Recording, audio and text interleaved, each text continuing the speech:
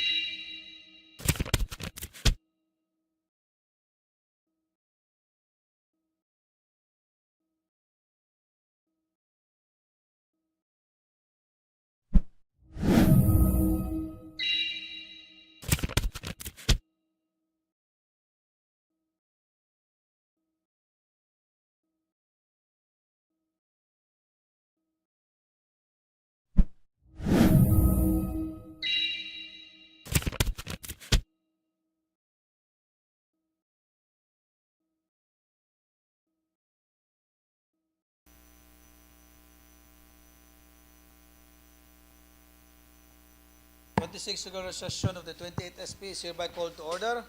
All rise for invocation to be led by the Honorable Eliser S. Onahon, and please remain standing for the singing of the national anthem and the Bukidnon hymn. Blessed assurance, Jesus is mine. Oh, what a foretaste of glory divine, heir of salvation, purchase of God, born of His Spirit, washed in His blood. Mag-aampot ha. Ginoo, salamat sa kapunon. Salamat sa imong kaayo sa among mga kinabuhi. Salamat sa bag-o nga tuig nga imong gihatag kanamo Ginoo. Salamat kay ikaw gyud maayo sa matag usa kanamo Ginoo. Og nagapasalamat kami Ginoo labi na gyud sa kaluwasan nga imong gihatag kanamo. Amahan, nagampo ko Ginoo ikaw magapasaylo gyud sa kalapasan nga nabuhat sa imong atubangan aron walay mga kababagan sa among mga pagampo diha kanimo. Ginoo, itugyan ako ang among session karon ini nga kapunon. Hinaut ikaw magapanalangin Ginoo sa matag usa kanamo labi na gyud sa among presiding officer nga mao ang among vice governor o ang among majority floor leader o kanamo nga tanan Ginoo nga niya dinhi hinaut ikaw magapanalangin maghatag kanamo kaalam sa paghatag og kasulbaran Ginoo o sa mga butang nga kinahanglan tagaan o pagtagad. Busa nagampo kami sa imong pagpanalangin kanamo karon tibuok nga kapunon. In Jesus' name I pray. Amen. Amen. Mga kababayan, ang pambansang awit ng Pilipinas.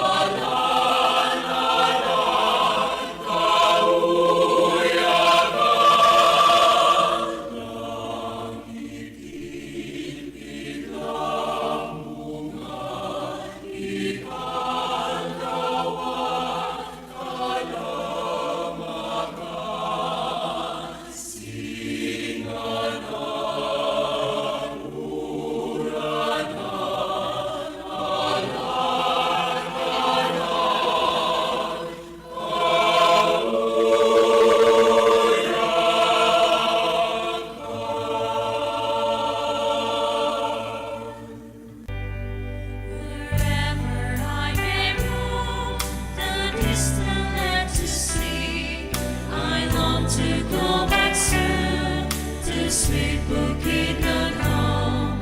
Her lovely mountains high, with forests long and red, bring memories to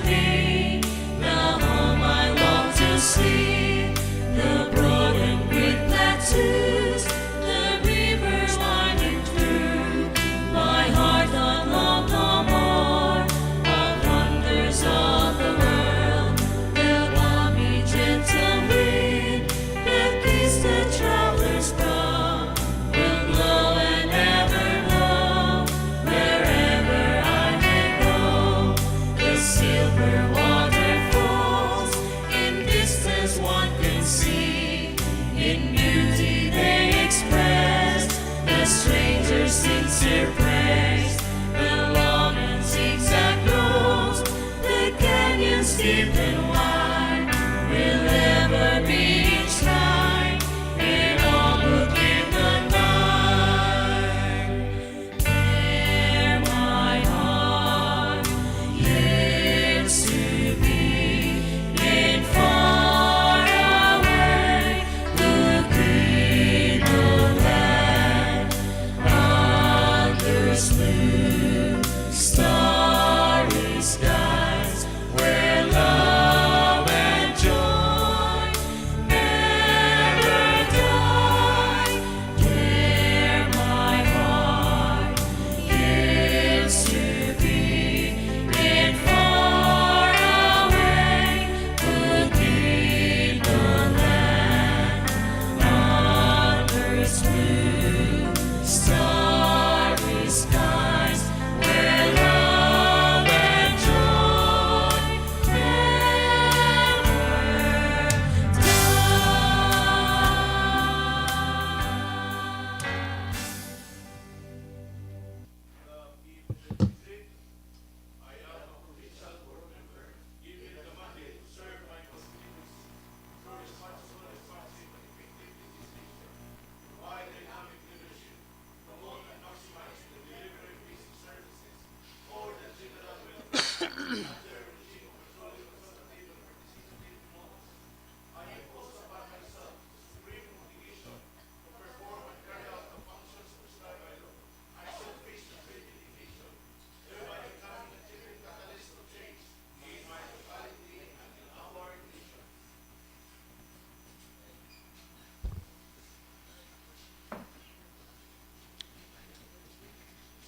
Mr. Secretary, can you please call the roll? Yes, Mr. Chair. Roll call. Provincial Vice Governor Clive Diquinho, Here. Board Member Mario Jr. B. Albarisi, Absent. absent. Board Member Godofredo I. Balansag, absent with an approved leave, Mr. Chair. Board Member Minerva C. Casinabi, Board Member Bobby J. B. Dinlayan, Board Member Marlon Brando B. Dinlayan, Board Member Armando Jr. S. Evangelista, Board Member Jose Miguel S. Fortich, Board Member Oliver Owen L. Garcia, Board Member Ria Luis Linas, absent, on leave, Mr. Chair. Board Member R.B.S. Lieses, Board Member Jose C. Monsanto, Board Member Elicer S. Onahon, Board Member Joseph D. Palmada, Board Member Ranolfo Jose Jr. G.P. Pito. Mr. Chair, there are 12 out of 15 members of the August body who are inside the session hall. There is a quorum. There being a quorum, the 26th regular session of the 28th SP is hereby in order. Majority Floor Leader. Yes, good afternoon, Honorable Presiding Officer. Good We will afternoon. proceed for the approval of the bill of business, Mr. Chair, and also this includes the approval of the minutes of our previous regular session. Mr. Chairman, for our first reading, we have only 108 items. For the second reading, we have 27 items, Mr. Chair, 3 items under the question hour, and we have 5 items under the communications. So moving for approval of the calendar of business as presented, Mr. Chairman. Objections, comments? If there are none, the calendar of business of the 26th regular session is hereby approved. Thank you, Honorable Presiding Officer. As to the minutes of the 25th regular session, Mr. Chair, of the 28th Sangguniang Panlalawigan held at this Session Hall, Malaybalay City on January 6, 2025. Copy of the same has been dispensed in advance. Thus, I move to dispense with the full reading of the minutes of our previous regular session, Mr. Chair. Objections, comments? If there are none, motion is approved. And I move further for the approval of the minutes of our 25 regular session, Mr. Chairman. Objections, comments? The minutes of the 25th regular session is hereby approved. Proceeding to the first reading reference of business, Mr. Chair, we will now recognize our Secretary, Attorney Apollo Magwali, to read the first item therein. Please proceed, Attorney Magwale. Thank you, Mr. Chair. Thank you, Majority Pro Leaders. First reading, reference of business, item number 1. Proposed resolution number 114-2026 of the 28th SP, authored by Provincial Vice Governor Clive D. Quino and co-authored by all SP members. This province entitled a resolution congratulating the municipality of Manolo for its Bukidnon, headed by Honorable Rogelio N. Quino, for being recognized during the 5th Energy Efficiency Excellence Awards by the Department of Energy as Energy Efficiency Excellence Awardee for government entities, local government units for the first to third legislative class cities and municipalities held on December 16, 2025. Thank you, Mr. Secretary. Honorable Presiding Officer, I move for the approval of the following, Mr. Chairman. Items number 1 to 15. This will be transferred to the new business for the day, and this will be marked as item number 28 to 42. Items number 16 and 17, Mr. Chair, this will be referred to the Committee on Agriculture, Cooperatives, and Rules and Privileges. From items number 18 to 46, this will be referred to the Committee on Appropriation and Rules and Privileges. Item number 47, this will be referred to the Committee on Barangay and Local Government, Rules and Privileges. 48 to 50, Mr. Chairman, this will be referred to the Committee on Beautification, Tourism, and on Rules and Privileges. From items number 51 to 55, this will be referred to the Committee on Civil Service, Rules and Privileges. Items number 56 to 59, this will be referred to the Committee on Environmental Protection, Climate Change, Disaster Preparedness, and Rules and Privileges. For item number 60, this will be referred to the Committee on Health, Rules and Privileges. 61, Mr. Chair, this will be referred to the Committee on Indigenous Cultural Communities, Indigenous People, and Rules and Privileges. For item number 62, this will be referred to the Committee on Labor, Manpower Development, Rules and Privileges. Items number 63 to 71 and items 73 to 79, this will be referred to the Committee on Laws, Justice, and Human Rights, and on Rules and Privileges. For item number 72, Mr. Chairman, this will be referred to the Committee on Health, Rules and Privileges. Item number 80, this will be referred to the Committee on Poverty Alleviation, Social Reform, and on Rules and Privileges. Item number 81 to 84, this will be referred to the Committee on Ways and Means, Trade and Industry, and on Rules and Privileges. Item number 85 and 86, Mr. Chairman, this will be referred to the Committee on Women, Family Relation, and on Rules and Privileges. Items number 87 to 108, this will be transferred to the new business for the day, and this will be marked as items number 43 to 64. So moving for the approval as presented, Mr. Chairman. Objections, comments? If there are none, motion is approved. Mr. Chairman, proceeding to our question hour, we have 3 items under the question hour, Mr. Chair. For the first item, Mr. Chairman, we have 5 individuals. These are the resolution, commendation, and congratulating resolutions, Mr. Chairman. For item number 2, we cause also to invite our legal officer, Mr. Chairman, Attorney Ledesma, to shed light on the matter regarding on the update of the property in the municipality of Impasugong, the Kibinton. Kevinton, in Barangay Kevinton area, Mr. Chairman. And last item, Mr. Chairman, we have also cause to invite our provincial planning development officer, Engineer Mangubat, and also provincial engineer, Mr. Chair, Engineer Deja Damasco, and also our budget officer, Ma'am Mefi Alerta, for the matter of regarding on the Provincial Development Council Executive Committee resolution, the results of the meeting regarding on the PPDI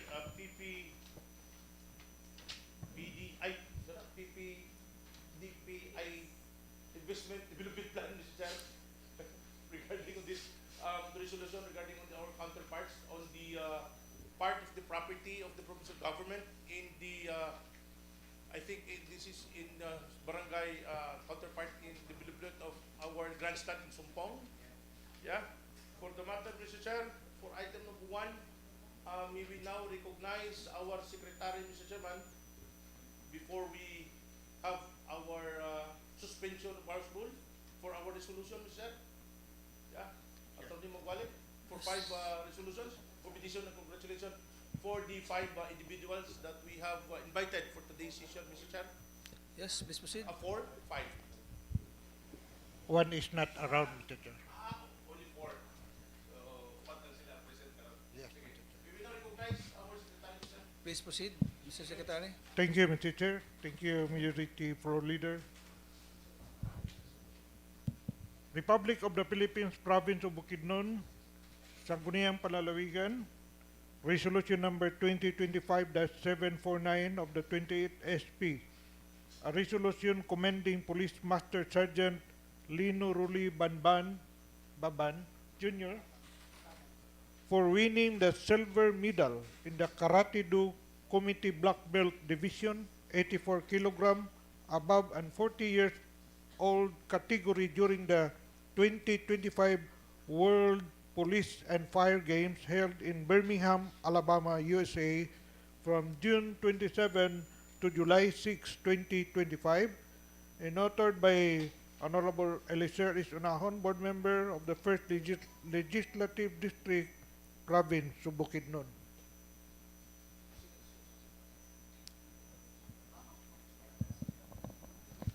Next resolution, Mr. Chair, is resolution number 2025-899 of the 28th SP, a resolution congratulating and commending Miss Anna Babes Bahian Andoy for bagging top 8 in the November 2025 Nutritionist Dietitian Licensure Examination, authored by Honorable Joseph D. Palmada, Board Member, 3rd Legislative District, Province of Bukidnon. The next resolution, Mr. Chair, is a resolution number 2025-893 of the 28th SP during the 23rd regular session, a resolution congratulating and commending Raymond Zachary Sally Tew for placing 5th in the November 2025 Philippine Nurse Licensure Examination with a rating of 93%, authored by Honorable Holly Simon Santo, Board Member, 2nd Legislative District, Province of Bukidnon. The next and last resolution, Mr. Chair, is resolution number 2025-894 of the 28th SP during the 23rd regular session, is a resolution congratulating and commending Vernel Jess Vasaya Asparin for placing 10th in the November 2025 Philippine Nurse Licensure Examination with a rating of 92% and authored by Honorable Holly C. Monsanto, Board Member, 2nd Legislative District, Province of Bukidnon. Yes, Majority Floor. Yes, thank you, Mr. Secretary. Mr. Chairman, Yes, proceed. in order to give the respective resolution, Mr. Chair, so I move to suspend our internal house rule, and may we also hear from our invited guest, Mr. Chair, a few words. Yes. Motion is approved. And may we now recognize, Mr. Chair, the gentleman coming from the 1st Legislative District, the Honorable Board Member, Elicer Unahon, Mr. Chair. The Honorable Larry Unahon. Yes, sir. Please proceed. Thank you, Mr. Chair, and thank you, Majority Floor Leader. Mr. Chair, having presented the resolution commending Police Master Sergeant Lino Roli Baban Jr. for his silver medal finished at the 2025 World Police and Fire Games, I move to invite Police Master Sergeant Baban to share with us his experience pertaining to his international competition. Sir, maybe 3 or 5 minutes or a few words. Few words. Few words.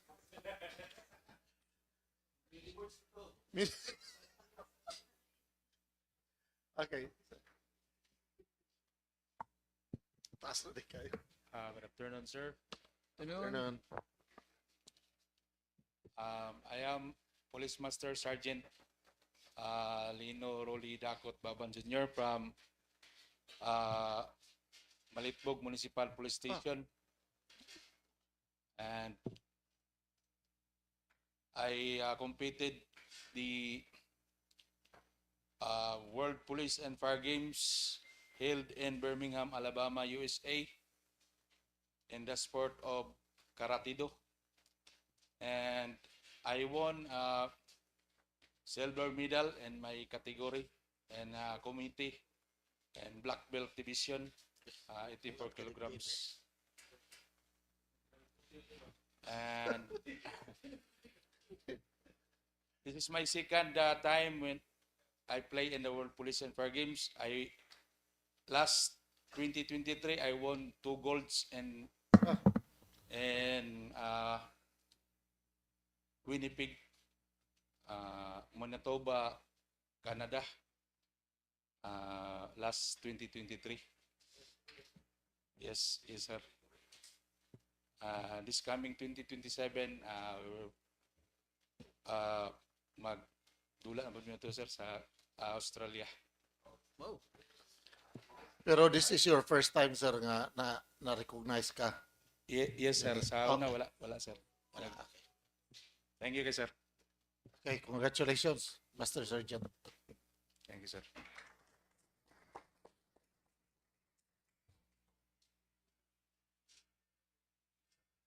May we now proceed also, Mr. Chair, to our second invited guest, Mr. Chairman, Annabeth Bayan Andoy.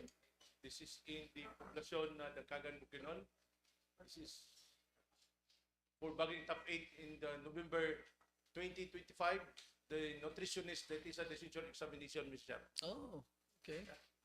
We hear a few words from Annabeth Bayan Andoy. Good afternoon, everyone. No? So I am Anna Babes B. Andoy from Dangkagan, Bukidnon, sir. And I took the board exam of the nutritionist dietitian licensure exam last November 11, and luckily I was able to bag top 8 of the said examination. Thank you, sir. Thank you, sir. Ma'am, believe me when I say luck has got nothing to do with it. It's really your skill and your intellect Thank you, sir. made you bag that top 8 position. Congratulations to you and Thank you, thank sir. you for bringing pride to the province of Bukidnon. Yes po. As well to Police Master Sergeant Baban. Thank so you. much. Congrats. Thank you. May we also recognize, Mr. Chair, a gentleman coming from the 2nd Legislative District, the Honorable Attorney Julio C. Monsanto. Attorney Monsanto, sir. Go ahead. Microphone.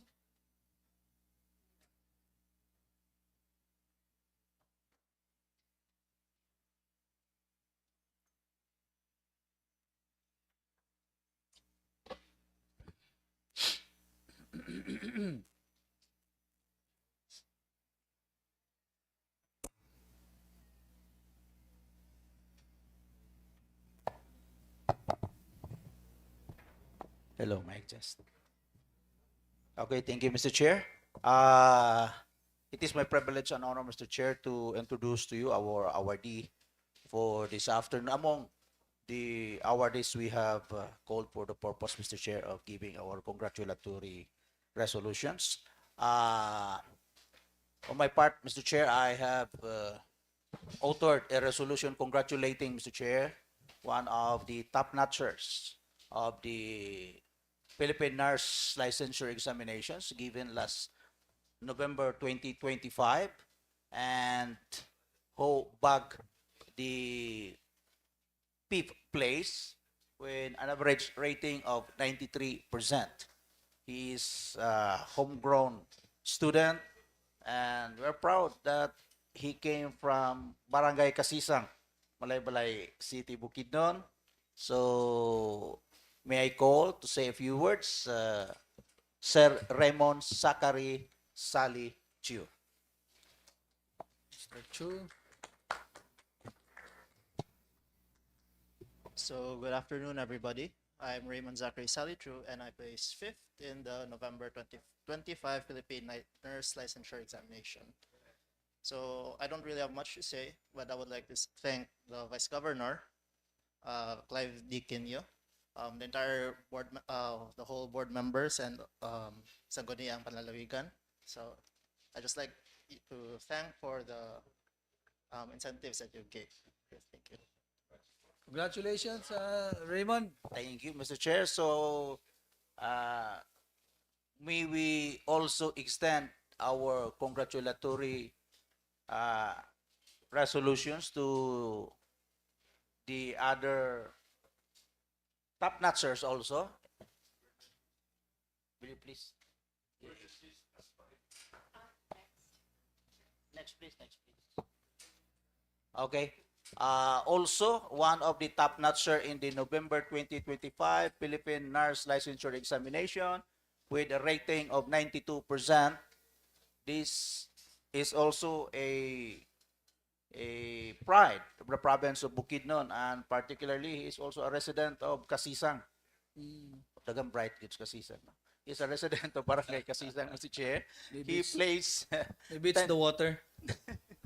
he placed 10th, Mr. Chair, as I already said, having a rating of 92%.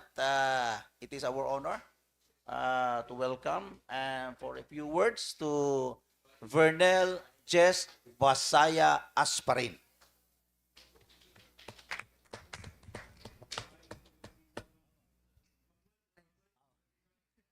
Good afternoon to the Vice Governor of Bukidnon, Clive D. Quinio, and Good to afternoon, the sir. board members. Good afternoon. And to the fellow mga attendees here inside this inside this room.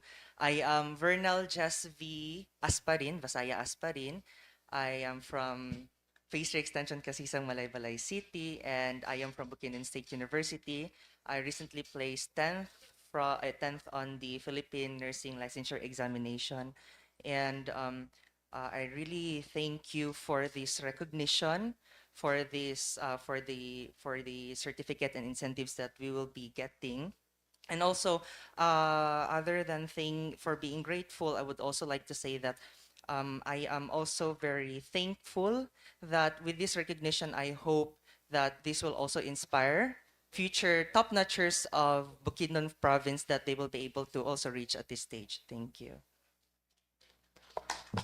So, with that, Mr. Chair, rest assured also that we will not just be giving a congratulatory resolutions.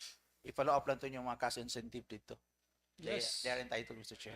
Cash incentive. Yes. We have an ordinance to that effect. Thank you again, Mr. Chair. Thank you, Honorable Monsanto. And again, congratulations to Mr. Asparin. Mr. Chairman, I move for a 5-minute recess for the giving of our resolutions and the photo-ops of the members of this 28th Sangguniang, Mr. Chair. How about Miss Hidalgo? Wala siya. Available. Not available. Yeah. Okay. Only 4. Okay. So, Moving for a 5-minute recess, Mr. Chair, okay. for the photo-ops and the giving of that resolution. Okay. 5-minute recess. Also request our invited guest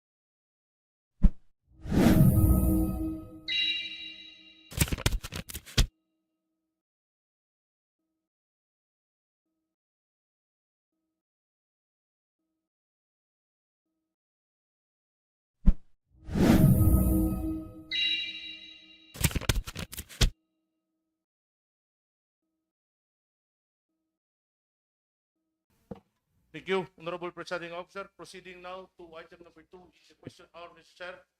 May we now recognize our provincial legal officer, Mr. Chair, and this is also invited by our, other than our presiding officer, the Vice Governor, Mr. Chairman, to apprise the members of the 28th Sangguniang Panlalawigan relative to the letter dated November 7, 2025, from our provincial governor, Honorable Governor Rogelio Nel Siroque, regarding on the PCC chairperson regarding on the Provincial Development Council Executive Committee, EXICOM Resolution number 10.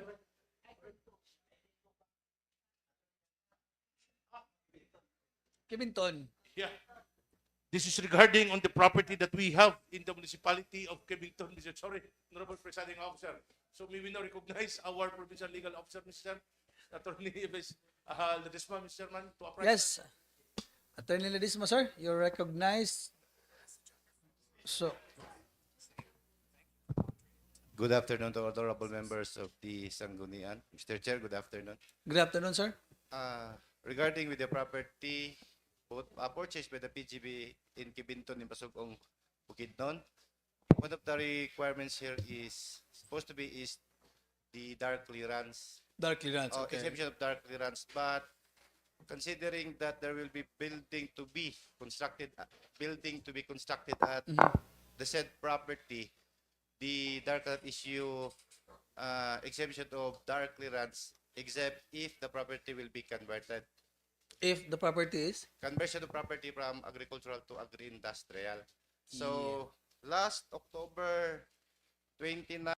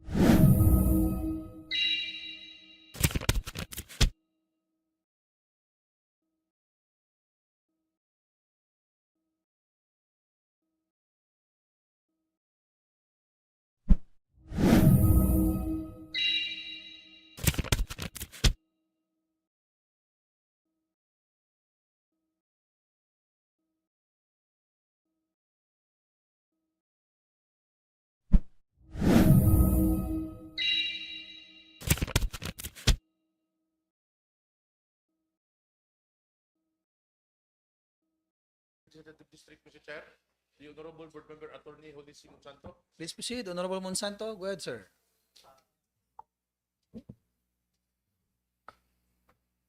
Sige man na. Kindly check the microphone of B.M. Monsanto. Yun.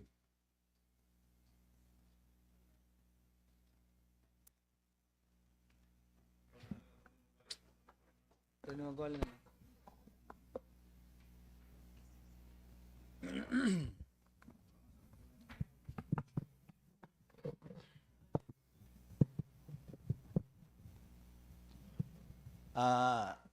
Okay, thank you very much for the recognition, Mr. Chair. This is, we have cause to call the, on the first item, under item number 3 of our the question hour, this, we have caused Engineer Israel to come over and to give us an insight in the supposed, on the proposed, on resolution number 9-2025 of the PDC with regards to the intention of the provincial government to secure a loan purposely as counterpart funding for the national and or foreign assisted municipal projects. So the intention is to secure a loan from the Land Bank of the Philippines so that we could also help, this is the commitment of our provincial governor, to help the local government units in the municipal level as far as the 10%, what, 30% already? Yes, 30% equity. And that is the reason why they have passed this resolution, Mr. Chair, though we are not yet applying for loan. Yes, we are not yet applying for loan. So this is just one of the requirement.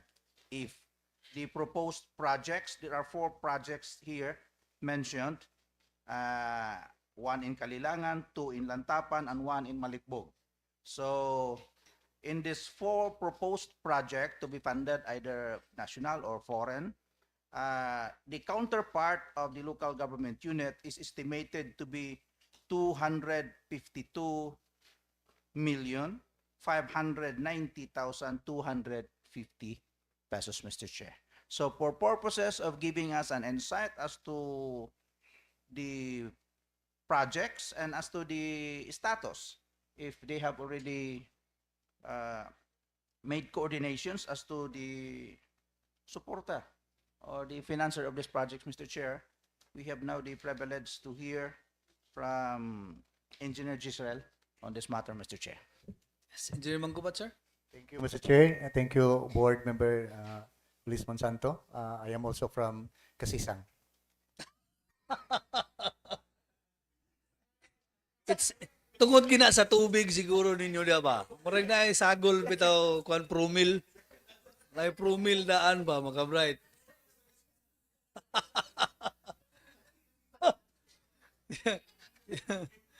Okay, that's a good one. Yes, please proceed, sir. Thank you, Mr. Chair. This is actually a resolution from the Provincial Development Council, and this one is for, like Attorney Ulis has said, this is the commitment of the provincial governor to our municipal mayors to shoulder the counterpart funding for as an equity to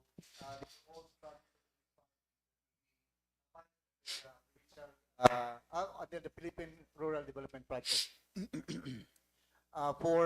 To explain more, expound on the on this matter, Mr. Chair, with your permission, may I call on our focal person for this this activity, Engineer Melchor Balnaga of the PPDO.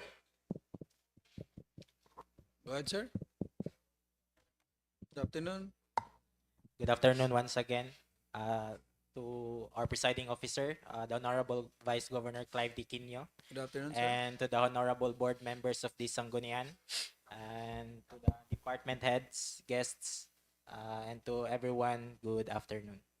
Good afternoon. So, Mr. Chair, with your permission, may I now present the following resolutions that require the adoption and approval of the Sangguniang Panlalawigan.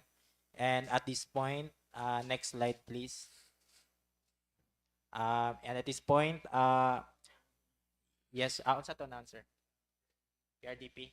Pwede.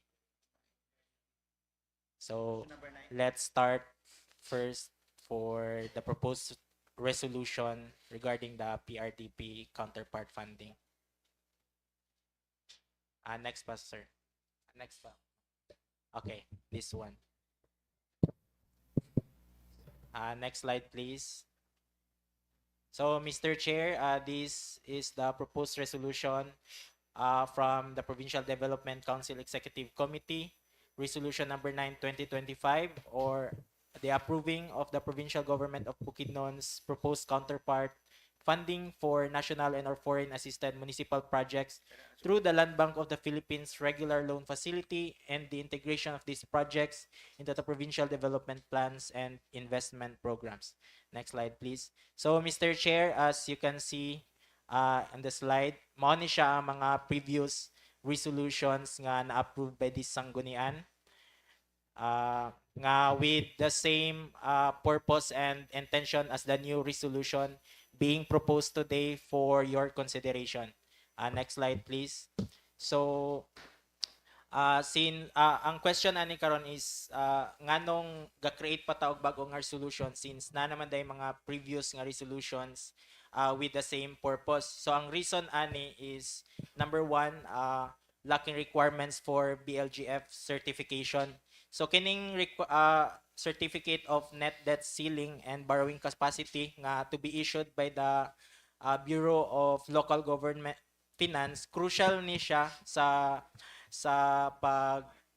pag-approve sa loan application sa Land Bank. And with that, ang katong mga resolutions nga na-approve last August 13, 2024, which was amended on July 29, 2025, isa ra gyud ang major nga reason nga nung wala gyud siya ni progress ning mga resolutions is that kining checklist of documentary requirements nga gina-require ni BLGF sa atua. So next slide, please. So kini kana nga concern mas gi-clarify na nila during our meeting last September 9, 2025.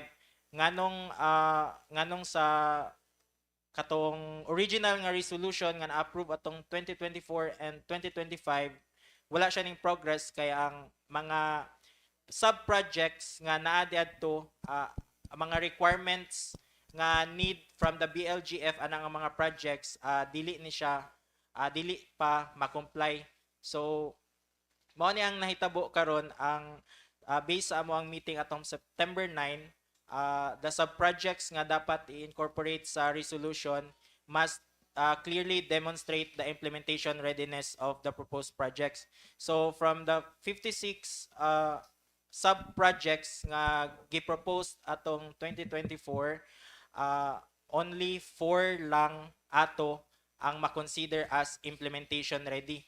Kung maingon ta og implementation ready sa concept sa Philippine Rural Development Project, dapat at least ang sub-project nga atong gina-propose na undergo siya og sub-project appraisal and review conducted by the personnel from the PRDP.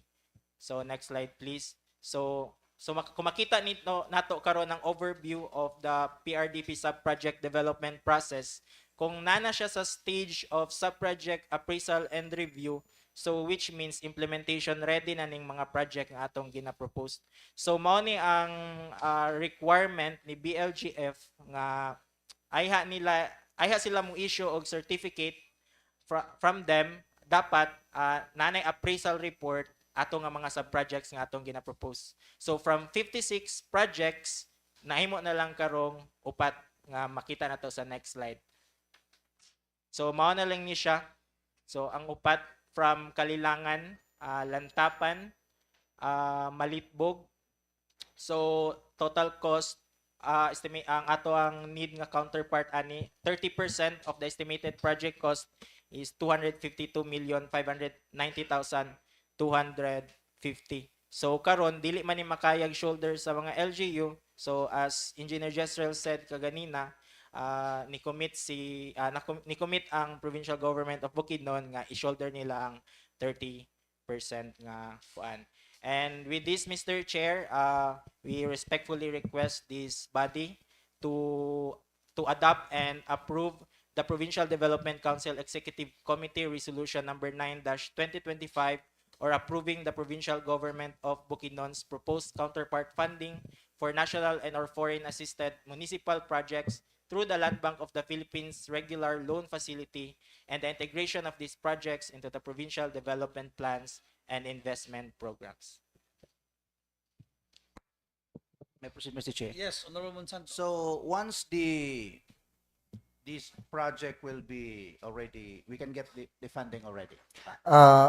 Sorry. Mr. Chair,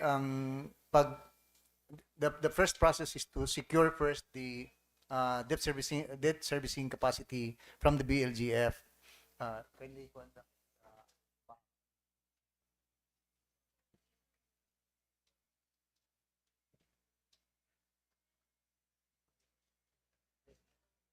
Okay. So, ang first na mong giani din was about 56 projects. 56 projects. And then basing from, I'm sorry, it was second-hand information from our colleagues here sa Kwan, mga requirements. So nagsigibalik-balik ang papilis. So I requested a meeting with the BLJF where I could also personally attend. And so this was the result. And they were saying na kailangan implementation ready gyud ang project. When say implementation ready, humana ang feasibility study, humana ang detailed engineering plan, na POW, tanan no, health safety, social and environmental safeguard, naagi na po og FPIC tanan. So out of those 56, upat lang ang ni-qualify for now. So mo nang among gisalang sa November na PDC Execom. So we're hoping na if the Sanggunian could approve and adopt this resolution of the PDC, we would be able to submit this to the BLGF so that we could secure the counterpart funding. The debt servicing capacity para masubmit na din nato ang loan application with the Land Bank. Sa Land Bank, they were saying na dili problema din sa mo as long as ang requirement by the BLGF na comply na nato siya. So ready ang ilahang loan facility to extend to us as a province for the counterpart funding. And incidentally, Mr. Chair, out of these four projects, we were informed by the PRDP na for RPAB na, meaning for Regional Project Advisory Board review na ang isa ani, which is for Malitbog, no? Yes, sir. Malitbog. One of the projects sa Malitbog. So they would be issued, once RPAP mahuman, they will be issued null one, pwede na rin sila makaproceed sa bidding. But of course, only if they already have the counterpart which we committed. So in other words, implementation ready na kanya. Yes, pwede na ni siya nga. Una ang debt servicing capacity, tapos naka-apply na sa loan, di-approve na sa Land Bank. Pwede na nila, right after that, pagkaugma, pwede na nilang procure, meaning pwede na i-publish for bidding. Okay. So but once we will be applying for loan na din sa Land Bank, the governor still needs another authority. Yes. That one would be dili na sa resolution, ordinance ang among pangayoon din ni. Ordinance. So ma-present pagyapon na to ang project, the details of the project that will be funded by that counterpart, ipapresent pagyapon na mo din sa Sangguniang, Mr. Chair, so that you will have the full knowledge of what we are committing. No. Okay, thank you, Engineer. Thank you for the insights. I have no more questions, Mr. Chair. From the members, Honorable Garcia.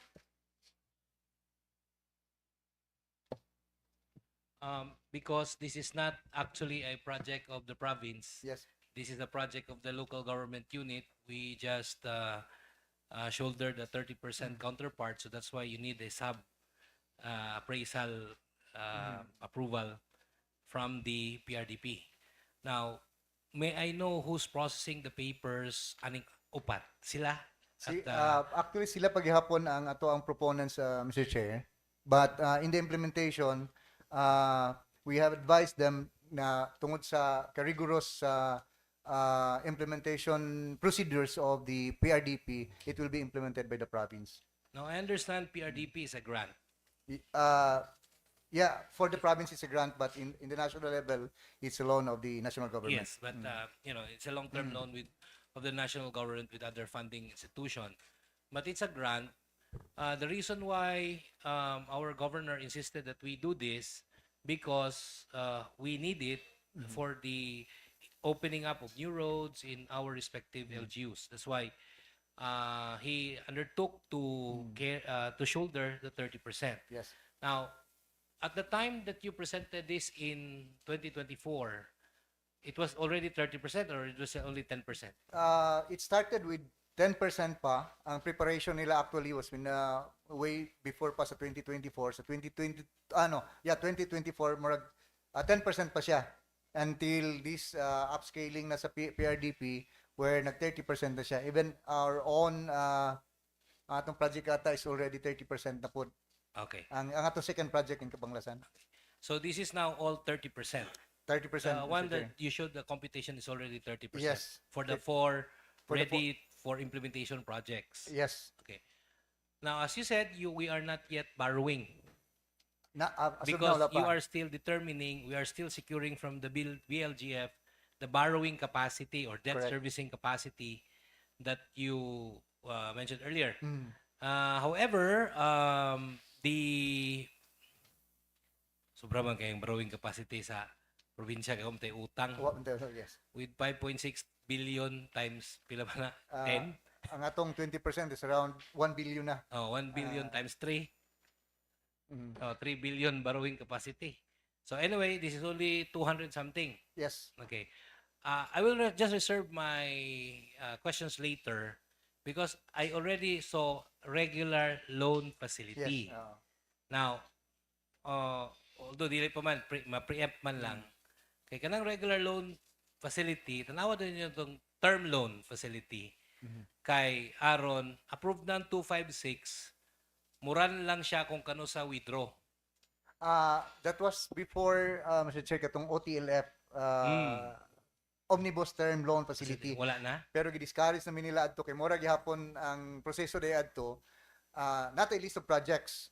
Tapos, let's say 10 projects. But every time na ma-approve, let's say isa or duha ka project adto, katong sa OTLF nga list, muagi pagyapon ta og balik sa magkuha na pud ta og debt servicing capacity na pud. And then for the next year kung panalitan na po another 2 or 3 ba, another na po debt servicing capacity because ang debt servicing capacity with the with our meeting with the BLG 1 year lang day ang iyahang validity no, ang validity niya mo na nga dapat pag makakuha na ta sa katong debt servicing capacity implement na dayon kay kung aya basta maghimo sa mga papilis kaning sa especially for PRDP projects maabtan bag tuig pa ka pinahimahuman tong mga requirements sa PRDP. Yeah, This one kanina sa project preparation na box.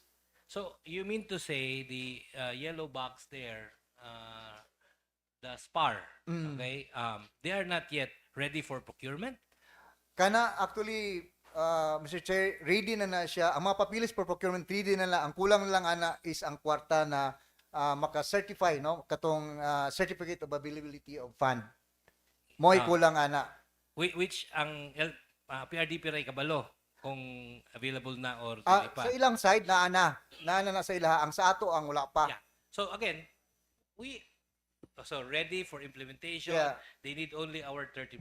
Yes. So if we apply for a term loan, dili ra mahuman ang isa ka tuig, implemented na nila. Yeah. So why do we have to go back and get the borrowing capacity kung OTLF ang gamiton? If kani siya kay ready naman tanan kung naana ang ato ang loan, automatic na siya. But if mo lagi na kung Kato siguro, I'll just cut it short. Siguro katong 52 projects, gidiscourage mo na sa OTLF kay lisod biya to. Correct. Okay, now, because si BLGF said also, na kinahanglan SPAR siya, so meaning to say, ready for implementation, pre-approved by PRDP, they need only the 30% counterpart of the LGU. So, well, kung kaniyang gi-present, pwede na tong OTLF. Kay I am concerned with the cost of the interest. Okay? Kay kung regular loan, pag withdraw nimo tanan, dagan tanan bisag wala pa nag-implement ang uban. Although we are not yet there. Okay, we're not yet there. And then make sure you tell us how much would be the annual rate offered by land. Kasi tawag na ito, murag nag-scout na mi with Land Bank and DBP through our provincial treasury. And although medyo pare-pareho sila, but more advantageous by the provincial treasurer's assessment, ang Land Bank mo nang sa Land Bank kita na gispecify na lang namo sa resolution na sa Land Bank siya. Oh, well, they are holding our money also, so mas Land Bank na lang Of kwarta. course, So, oo. niguro ganun sila kay. Oo. Anyway, so what is the term of the payment? That one, for now, board wala pa namo kuan pa ang term of payments. But 10-year, but infrastructure projects, di ba, 10 to 15 max of 15, years? Max of 15. Yes. So maybe we can maximize 15. Siguro board, Mr. So Chair. that the debt servicing capacity for every year, Mugamay siya. gamay siya. Gamay ra makuha. Actually, Mr. Chair, been chair for some long time sa pangutang. Utilizing public funds now while slowly paying for it, makita sa mga tao nga naamtay na himo rather than waiting for the money, saving it, and then inflation will just eat our savings. So mas maayo gid na. That's why I'm okay with public finance through borrowing para ma-implement ni siya. Anyway, this will redound to the economies of the 4 municipalities that are involved in this PRDP. Salamat gani sila karon kay ang provincial government no counterpart on the side of the LGU. Mga coordination lang in the facilitation sa And the mga paperworks and road right of way, ada gapatabang ang probinsya sa ato ang mga LGUs. Right. So that's my question for now. Last question. Why Executive Council, not the full body? We have the full council meeting in September. Wala pa ni siya ready ang mga papilis nato, no? So pagka November we had that PDC Execo meeting for the supplemental budget. Amo na lang siya dahil gisakay. So napamigi paabot na kating sa SPAR actually. So okay, basig magmahay tong uban sa 52 actually right now Manolo Fortits has informed us na ready na po nilang papilis and they are due for the kaning sub-project appraisal on January next week na ang ilang SPAR. So we'd expect na mubalik na pod mi dinhi board for kay kung unsay dili na mo hulaton Mr. Chair para nga kung unsay makakumpleto na amo na lang din siyang isa lang din sa Sangguniang Panlalawigan kay kung maghulat pa madilatar man ang uban pod nga nakahuman na. Correct. Like ready na si Manolo Fortis, Yes. sinapas na so that lima na sila before we borrow.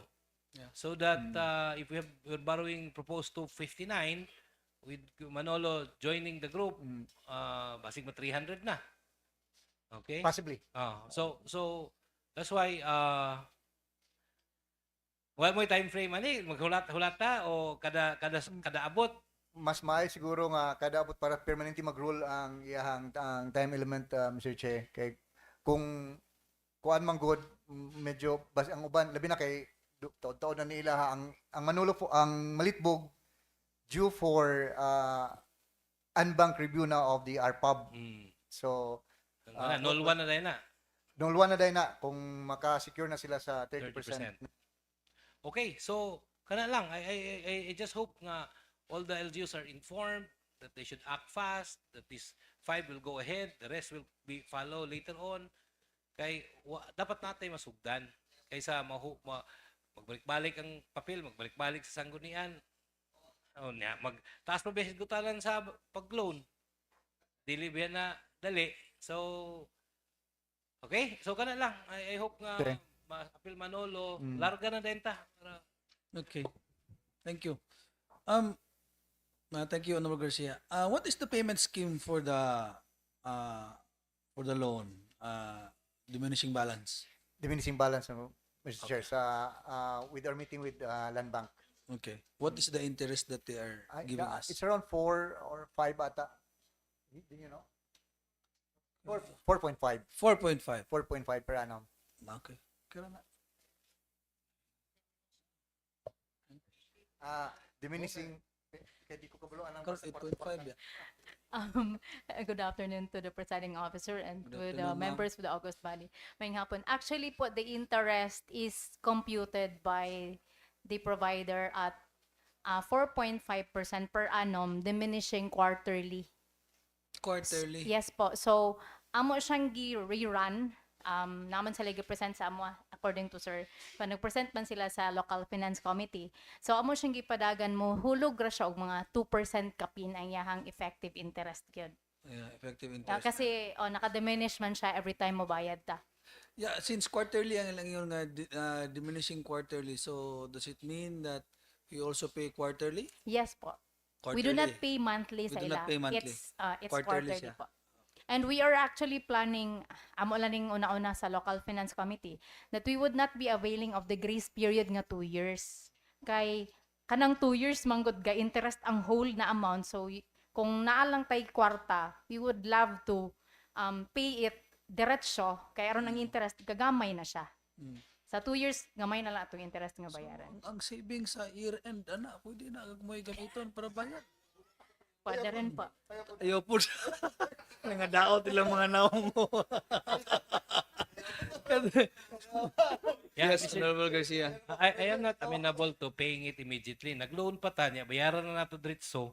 Let's use the 15 years. No, I am talking of the grace period po because the Ah. provider would be of katong ilang kay offer nga 2 years nga grace period. Yes. Mudako man ang interest gid ana. Mag-interest mangyapon. Yes. po. Meaning to say 2 years from the completion of the project, right? Not necessarily 2 years from From the grant. Yeah, from the downloading the The amount. Ah, Regardless whether nahuman ang project o wala pa. yes po. Okay. Sige, so mo yung gusto nga bayaran na diretso bisag ongoing pa ang construction? Yes po. Amortization. The principal lang, the interest only. Yes po. Okay, so di ba na may waiver, naman ay deferred interest sa grace period, wala interest, right? Actually gadagan ang interest ginana. Oh, Based check it, on their check it. presentation po, gadagan gid siya. Check it kay ang akong nahibawan, they don't collect interest during the period of the construction. Munang deferred ang payment. Check lang ninyo sa We will check it again. kasi para ako magbaro magaling ta, let's maximize the Yeah. length of time. So we will not have disruption in the other programming. Ikaw ro maglisod na ma'am. At least kung ingon ka every year na ako'y allocation nga 30 million for debt servicing, o 30 million na imong hunaon-hunaon, then forget about it, di ba? And then as the years go by, magkagamay sa dang imong requirement for debt servicing. Yes po. Sige, just check kay Yes, kanang pa. We will grace period sa interest na eh. Sige, we will check. Yes, thank you, Honorable Garcia. Yes, Honorable Monsanto. Okay, may I proceed, Mr. Chair? Yes, please Thank proceed. you very much on that first resolution that has been submitted to us. Proposed resolution number 9 on the intention of the provincial government to avail of the loan in order to give their counterpart. So may I be allowed, Mr. Chair, to proceed for a second? Please go ahead, sir. The next resolution, Mr. Chair, to be considered is PDC Resolution number 10-2025. This is also a resolution proposed funding for the improvement of the new provincial government of Bukidnon office complex at Barangay Sumpong, Malaybalay City. This is also, if allowed, to be financed through a term loan facility from the Land Bank of the Philippines also. So, attached to the, as enumerated in the said resolutions, the projects to be funded are those located in Barangay Sumpong. Correct. Barangay Sumpong, the construction of the three-story provincial engineering office with elevator, a construction of one-story depot for PDRRMD and PO equipment, also at Barangay Sumpong, construction of the two-story provincial general services office with elevator also, air conditioning system and furniture, also in Barangay Sumpong, and construction of the 0.25 meter thick concrete road network and concrete parking areas, installation of the racking system, construction of the cold room and other facilities, and construction of the two-story archive building with elevator also. Racking system, air conditioning system, and furniture. So with that, Mr. Chair, I'm also giving the floor to our Engineer Justin B. Manggubat, Mr. Chair, on this matter. Thank you, Mr. Chair. With permission, again, would like to call on our staff for this one to present the proposed resolution. Engineer Melchor Balnaga. Mr. Chair, with your permission to proceed, Yes, go may I ahead. now present to may I now present the proposed resolution for the PGB office complex for LBP regular loan facility. Next slide, please. This is a Provincial Development Council Executive Committee Resolution number 10-2025, approving the proposed funding for the improvement of the new provincial government of Bukidnon office complex at Barangay Sumpong, Malaybalay City to be financed through a term loan facility from the Land Bank of the Philippines. Next slide, please. So, Mr. Chair, I would like to present this this proposed project from the provincial government of Bukidnon entitled Improvement of the New PGB Office Complex at Barangay Sumpong, Malaybalay City. So as you can see, this project involves the following project components, which includes the construction of additional PGB offices like the three-story Provincial Engineering Office, the PDRMD office, and other supporting facilities like the racking system, road networks, archive building with elevator, and the warehouse.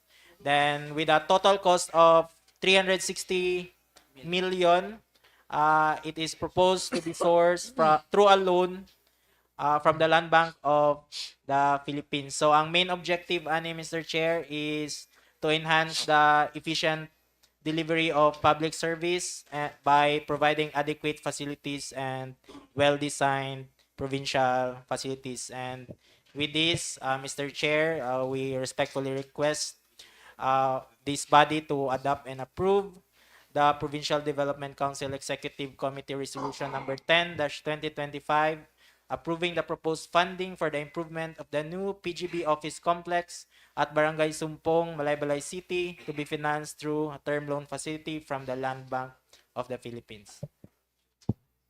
Okay. So, may I proceed, Mr. Chair? Yes, please proceed. Okay, you have, thank you, Mr. Chair. You have mentioned these several projects. This has to be implemented yet. Wa pa nato na ma-implement. But we have we not started any structure or project improvements there in Barangay Sumpo? Okay. If I may, Mr. Chair, we have already some projects there. Si Ma'am Delia siguro atong tawagon na Okay, para thank you. Sige. kasi ang first-hand knowledge of this, Mr. Chair, Okay. of the existing projects and ongoing. Okay, And Mr. Chair. there's also one that is due for procurement already, projects. Engineer, with permission from the chair, Okay, may I Mr. call Engineer Delia Damasco, our provincial engineers, as to the Yes, Engineer Delia Damasco, you're recognized, ma'am. Go ahead.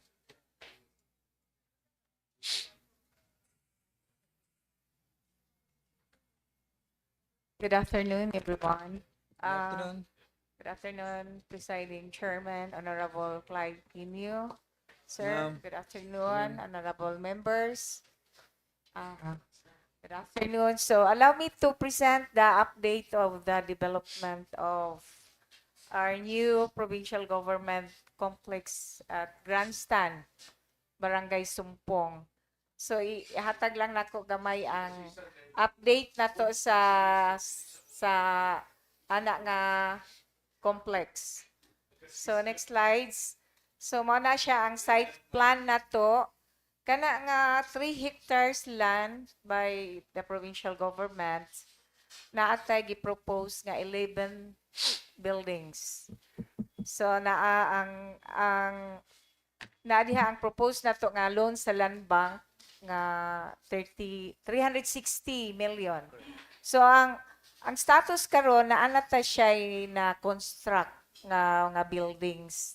Na diha ang warehouse nato sa PGSO. So ang status sa warehouse next mo na siya ang atong warehouse karon. Mas dako na siya sa atong sinabuagan.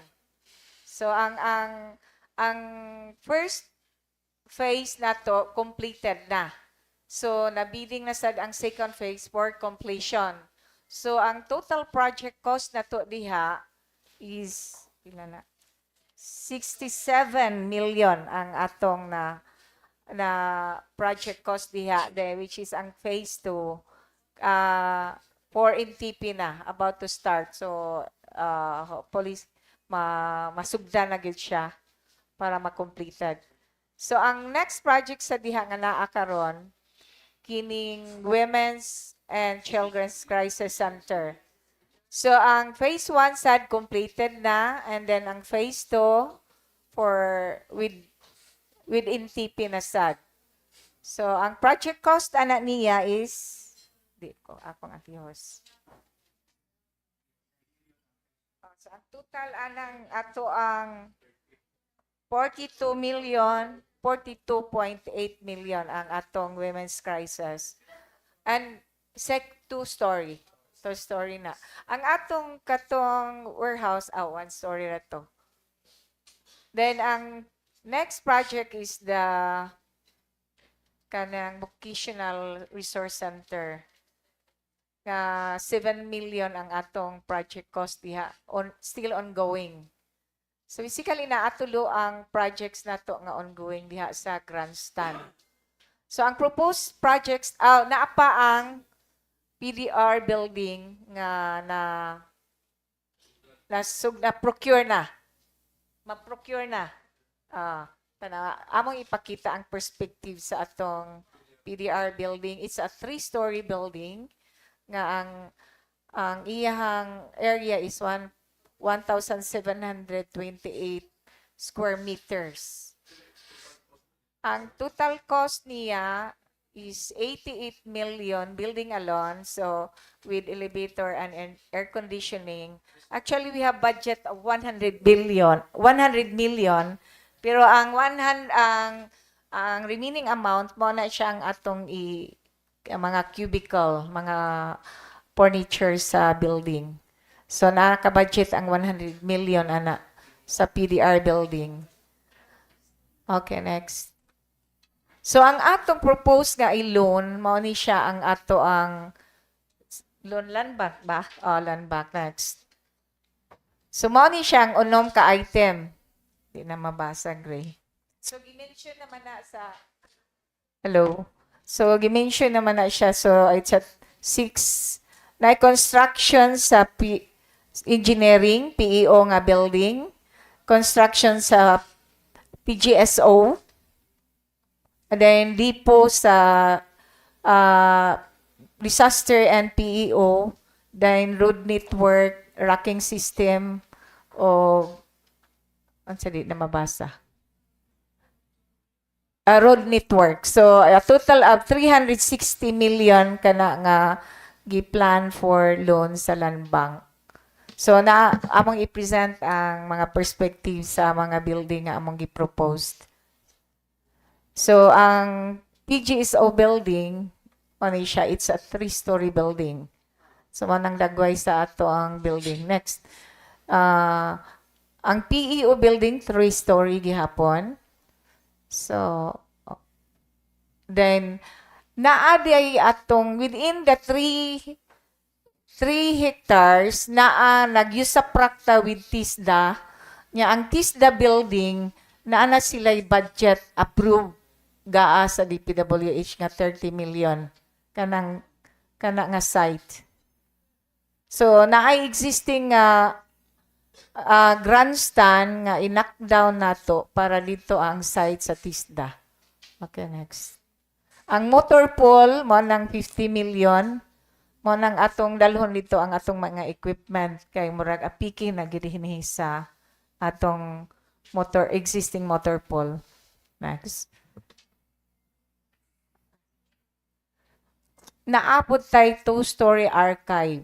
Dito nang atong kung naatay mga documents dito na nato katong dili gyud kuan nga dispose nga mga document dito na to sa archive building. So mo na ang unom ka proposed projects. Racking system di ay. Ang atong warehouse wala na siya appeal tong building ra gyud tong na existing nga budget na to. So nag-propose mig budget an nga loan nga naanay racking system ang ato ang warehouse para pag human sa building o magamit na gid siya diretso. So mao na ang atong status karon sa grandstand, provincial government complex sa grandstand Sumpong. Yes, Majority Floor. Thank you, Mr. Chairman. Ma'am Del, good afternoon. Out of the 360 million, Ma'am Del, sa imong gi-present, it covers everything katunan sa atoang katong imuhang gipang-include, di ba? Naman ta existing nga kuan. Six projects. 6 projects. So out of that 360 million, that it already completed sa 6 projects, Ma'am Del, including all the road network. Tama ba ko, Ma'am Del? So unsa may tabo din na Ma'am Del? Sa kato atong tulay dito as Operational. Okay, that is part also of the development of Sumpong, di ba? Access road nato dito. 403rd. Ang kato nga access road nga gi-propose nato nanatay approval sa AAP. AAP ba na? For signing na. For the ang update adto Mr. Chair for the tong access road naana siya sa DND headquarters and just last week January 6 nangayo na sila og gisubmit nato kay nangayo ang DND og signature specimen signature or signature specimen ni governor sa from the DND headquarters office. That's the update given to us by Major Sai of the 4th ID. So wala na tayong problema regarding the access road. On the access road. Ang problema na ang funding na lang. Including sa construction of bridge. Yes, Mr. Jay, yes. Bridge and also network. So for that, we have floated a request to the Department of the DPWH, Department of Public Works and Highways. Tungod kay sila man na maka-design na wala tay capacity pa for the design of the bridge and also for funding from the national to our Congress representative. So out of the 360 million, kini lang atong development. Yeah, inside the correct, Mr. Chair. Inside the building, inside the compound lang. But we have no problem already with our access road. Ba, kasi national ba katong funding? For the bridge. Sa bridge o No. access road, sige. So, kanang 360 million, okay na sa tanan sa ato ang makomplete na tanan ng mga building o napay kulang na sa atong development site out of that kanang grandstand. Hurot na, kompleto na gina siya ka. Even road network. I-appeal na to sa proposed nga loan. Pero circumferential road niya, concreting. Gi-appeal na to og anak nga program. So, kompleto gyud siya. Pero wala na ko ha. Bye. Mag-say goodbye na day ko karon diri. Actually dili na ako ang mag-atubang diri unta kay nag-clearing pero si Boboy na emergency nga giadtuan. So ako gyapon pero magbabay na lang ko daan sa inyo. No, it's February 7. 7 na. Bye-bye. Thank you sa Sige. So it covers everything already at the development of that grandstand. So i-appeal na din. hopefully magwapo ana ang grandstand, complex na gid siya. Complete.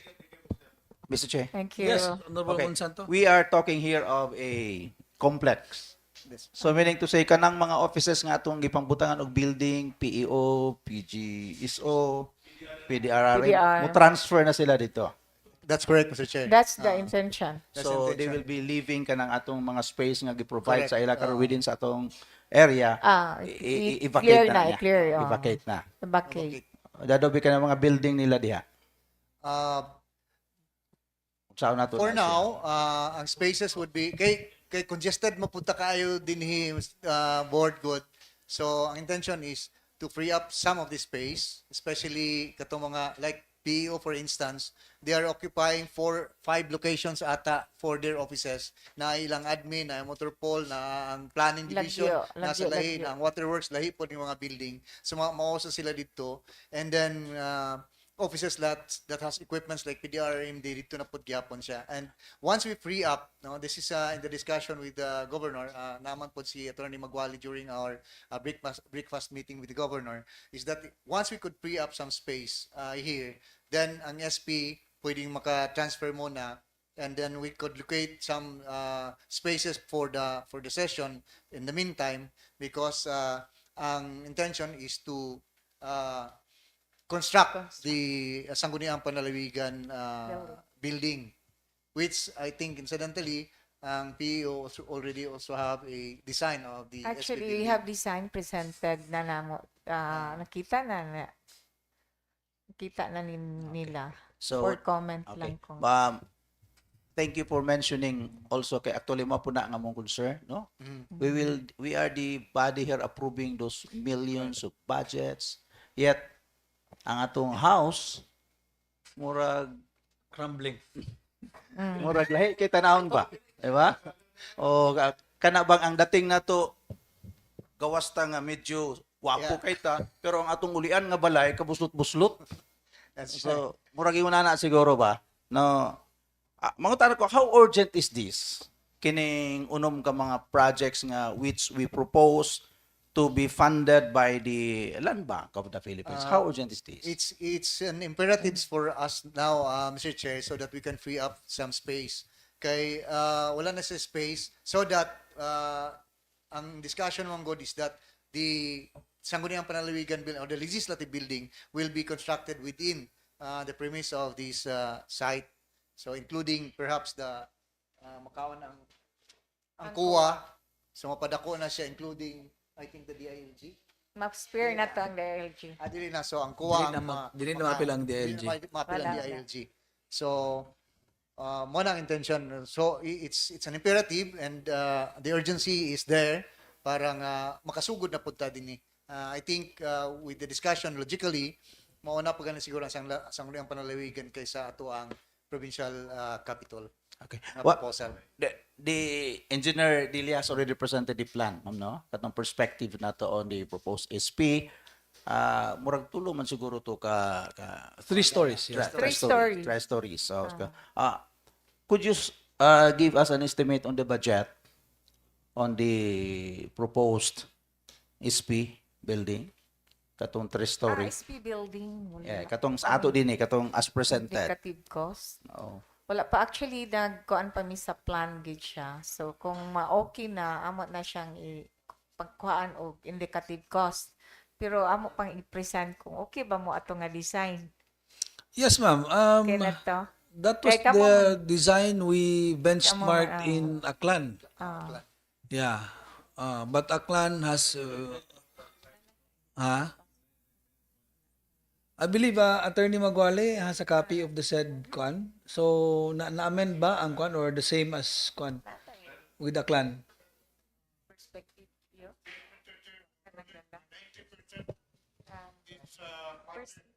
Soft copy.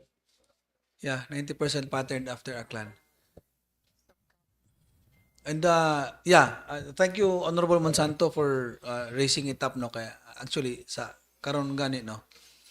I believe kanang dia section na portion ni board member Fortich, and I believe diri sa ka portion ni board member Garcia gakahulugan na sila og kalang mga agay-ay sa kuan sa anay, no, unya kanang Oh, kanang pusti kung wala na lang giputos og kuan murag anay na lang gid ang gahawid na siguro ba mo na nga dili pwede nimo pahapawa lang anay diha.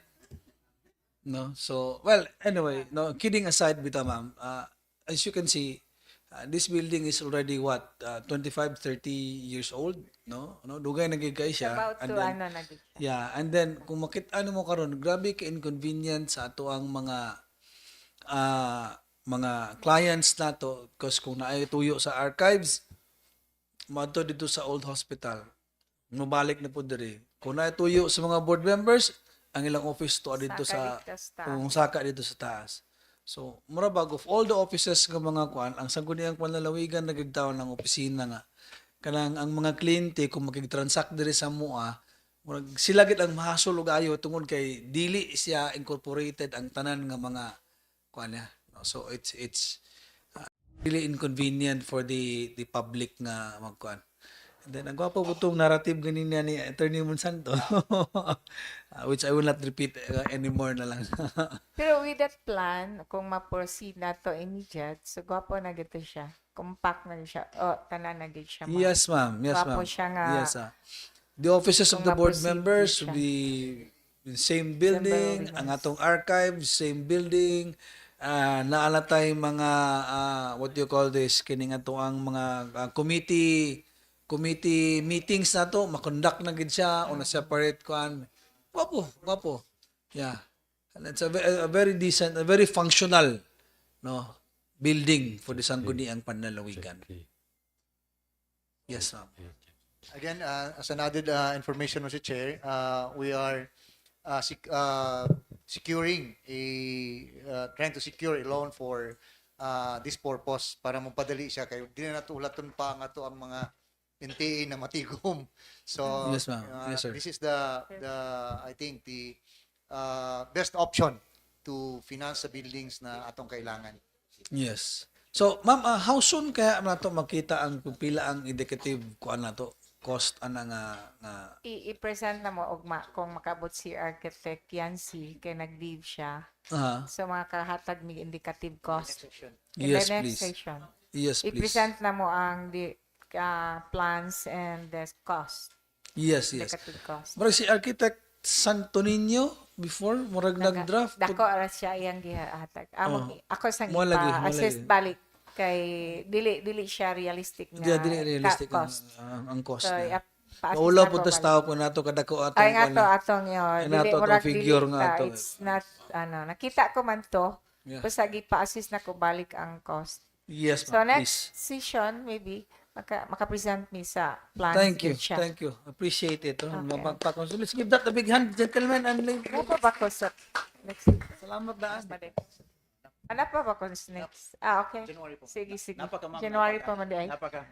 Nagdali na. Napaka, ma'am. Nagdali na din. Okay. Okay, sige. Thank Okay, you. one more thing. Okay, murag base na pa sila pangutana on the proposed six projects dito sa atong complex. Now, one more thing. Now, sa mga building na to karon nga existing to include the Sangguniang, no?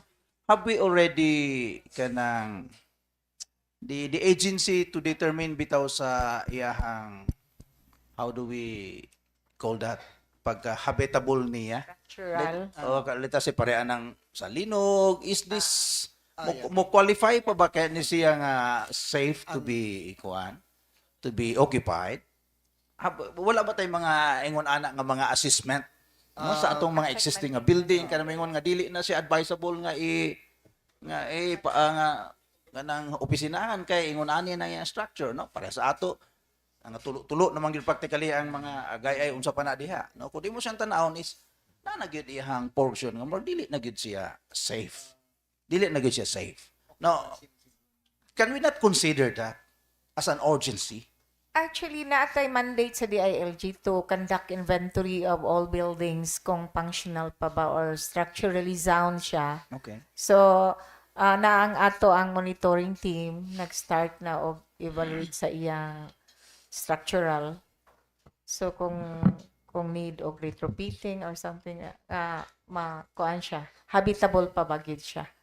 So mandita sa DILG ana tungod aning mga earthquake nga nangahitabo. Lagi ma'am. Hopefully we can have that one siguro, no? Kanang what do you call that activity to be conducted para may balaan po nato ang urgency. No kay kay pananglitan dili na angayan nga magstay kita din no, God forbid nga walay earthquake during session. No?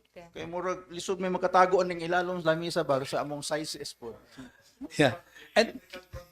And if I may add lang ito, no, apart from the structural, from the utility issues, no, regarding sa kuan, we are perhaps, no, basit og dili ganita kung atong kuanog base, di ta makapasar sa ease of doing business law. No? Tungod kay although even our dear Senator Migs is the father of the ease of doing business law, and then mismo ang one of the facilities here in Bukidnon, di na to matawag nga makapasar ana tungod sa kaburdensome sa mga transaction, no, nga when you deal with the SP lisod kaayo, no, lisod kaayo makig deal tungod kay ang mga perhaps if you I dare you to visit all the sangguniang panlalawigans in Region 10 or perhaps even in Mindanao, and you will see no nga perhaps murag kitara nga inani ka bulag-bulag ang atong serbisyo nato sa sangguniang panlalawigan. All of them are well compact, very easy. Tanan nga imong gusto makigdeal, makig-istorya kag board member, mangayo kag record, kag resolution, ordinance, kopya, all in one building lang, one stop shop. Kitara nga ang inani ang atong sitwasyon. Yeah. So I'm sure you understand our answer. Yes, Thank you. yes, Mr. Chair. Thank you. Actually, during our breakfast meeting with Governor, we discussed we proposed for the provincial capital gyud siya. Tanan na. So, atong giplan kanang naay old hospital. Nga mo ta atong gaymoon nga 5-story capitol buildings gyud siya nga compact na nanatanan ang tanan opisina na gyud siya. So, hopefully masuportahan na namo ninyo ang amo ang gi-invasion nga man atay provincial capital nga isa ra gyud tanan pare sa uban nga mga probinsya, pero dako gyud kaayo ang investment cost ana.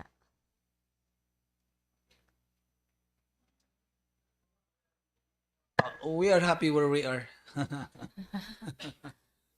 So amo lang ano is nga ano yeah, SP. Yes, Honorable.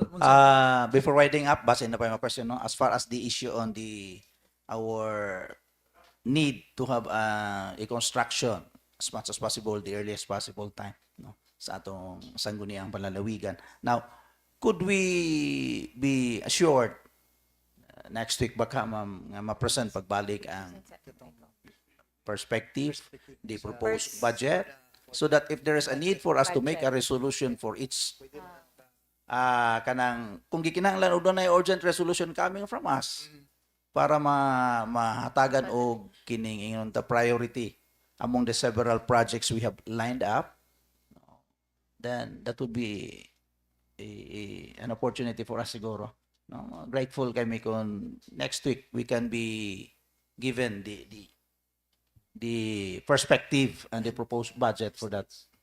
Okay, we will present next week. Thank you very much. Thank you so much, ma'am. Ay sa BI, ma'am. Palayon sa kadit. Next week, January 5. Yes, register. So, pwede pa Rest assured, Mr. Chair, that this has been always in the forefront of our discussions with the governor, ang ganinga building, and I'm in the SP building as well as of the Capitol, because the Capitol, ang atong mo gihapon, ang governor's office nina medyo grabe na po ang retrofitting diya sa very old building na, and the discussion is that we will have a new Capitol, but that would be maybe after even the SP has been constructed. Yes. Thank you. Appreciate that very much. Okay, I have no more questions, Mr. Chair. Yeah, any other questions? So, thank you, Engineer Manggubat. Thank you. Thank you, Mr. Chair. Engineer Delia and your team. Thank you so much. We appreciate your clarifying. So, ang Chair declares a 10-minute recess.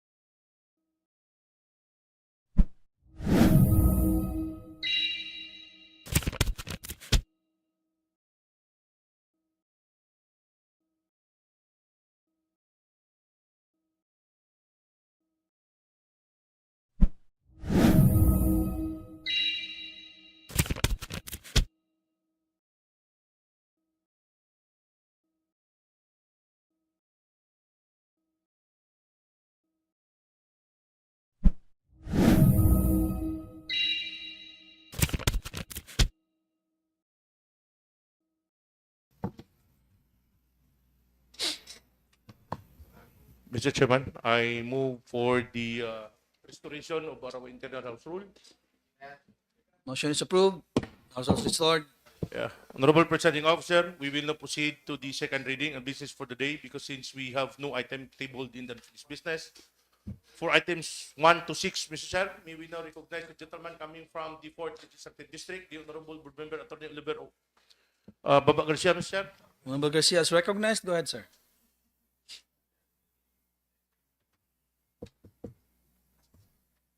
Thank you very much, Mr. Chair. Thank you, Majority Floor Leader. Committee report number, item number 1, joint committee report of the Committee on Engineering and Public Works and Rules and Privileges. Committee report number E-005 and R-475. Mr. Chairman, the committees to which was referred a letter dated November 11, 2025 from the Provincial Governor requesting the Sangguniang Panlalawigan of Bukidnon to pass a resolution respectfully requesting the Department of Public Works and Highways to provide funding assistance for the proposed bridge and road connecting Malaybalay Grandstand and Diversion Road located at Barangay Sumpong, Malaybalay City, Bukidnon in the amount of 153,700,000 pesos. Have considered the same and hereby submit their findings, comments, and recommendations. Findings: the proposed bridge and road project forms an integral part of the provincial government Bukidnon's plan to relocate the Provincial Engineers Office Building, Provincial Disaster Risk Reduction Management Office Building, Provincial General Services Office Building, Provincial Social Welfare and Development Office, Women's and Children's Center Building, and PGB Warehouse to the Grandstand, Sumpong, Malaybalay City, Bukidnon. The relocation plan aims to address the limitations of the existing office locations by providing adequate space for government offices, storage facilities, and parking areas, particularly for heavy equipment and service vehicles essential to provide to provincial operations and emergency response. The committees note that the construction of the said infrastructure will enhance operational efficiency, improve disaster preparedness and response capability, and support the effective delivery of basic services by ensuring unobstructed access to the relocated provincial facilities. In view of the foregoing, findings, the committees affirmed the necessity of securing funding assistance from the Department of Public Works and Highways for the proposed bridge and road project to ensure the timely and effective implementation of the Provincial Government of Bukidnon's Office Relocation Plan and the continued delivery of essential public services. Recommendation: the committees, after careful review and discussion, hereby recommend the approval of the request of the Provincial Governor, Rogelio Neil P. Roque, requesting the Sangguniang Panlalawigan of Bukidnon to pass a resolution respectfully requesting the Department of Public Works and Highways to provide funding assistance for the proposed bridge and road connecting Malaybalay Grandstand and diversion road located at Barangay Sompong, Malaybalay City, Bukidnon in the amount of 153,700,000 pesos. So recommended, Mr. Chair. Objections, comments? There being none, motion is approved. May I just read the title of the resolution, Mr. Chair? Yes, please proceed. A resolution requesting the Department of Public Works and Highways to provide funding assistance for the proposed bridge and road connecting Malaybalay Grandstand and the diversion road, Barangay Sumpong, Malaybalay City, Bukidnon, in the amount of 153,700,000 pesos. So moving, Mr. Chair. Objections, comments? There being none, motion is approved. Committee report, Joint Committee report of the Committees on Laws, Justice and Human Rights and Rules and Privileges. Committee report number L-098 and R-476. Mr. Chairman, the committees to which was referred, letter dated November 10, 2025 with attachments of Provincial Governor Helio Neil P. Roque, Province of Bukidnon, requesting this august body for authority to execute the deed of donation by and between the Provincial Government of Bukidnon in favor of 8 different barangays of the Province of Bukidnon and the Municipality of Kadingilan. Have considered the same and hereby submit their findings, comments, and recommendations. Findings: the committees, after review and careful examination of the records, found an inconsistency between the amount stated in the letter request and the deed of donation covering the project entitled Construction of Multi-Purpose Building Phase 3 at Barangay Maikan, Damulog. The said documents reflected the amount of 98,665 pesos. However, upon verification with the subsidiary ledger of the Provincial Accounting Office, it was established that the recorded account for multi-purpose building phase 3 at Barangay Maikan, Damulog under JEV number 2021-099-02411 amounts to 998,655 pesos, thereby confirming a material discrepancy in the project cost indicated in the submitted documents. In view of the foregoing, the committees requested the Provincial Legal Office to effect the necessary corrections in both the letter request and the deed of donation to reflect the correct amount of 998,655 pesos prior to the approval of the august body. Upon submission and verification of the corrected documents, the committees found the same to be in order and compliant with accounting records and documentary requirements. It should be emphasized that, in addition to fulfilling the substantive legal requirements governing donations, proper observance of procedural aspects and approval processes must be duly considered and given weight. In view of the foregoing, the committees find it proper and justified to approve the request and to authorize provincial governor to execute the corrected deed of donation for the project in accordance with existing laws, rules, and regulations. Recommendations. The committee, after careful review, hereby recommend the adoption and approval of the letter dated November 10, 2025 with attachments of Provincial Governor Neil P. Roque, Province of Bukidnon, requesting this august body for an authority to execute a deed of donation by and between the Provincial Government of Bukidnon in favor of 8 different barangays of the Province of Bukidnon and the Municipality of Kadingilan. So recommended, Mr. Chair. Objections, comments? If there are none, motion is approved. The Kadingilan or the Mulog? Is this? Maikan is the Mulog? May we just check?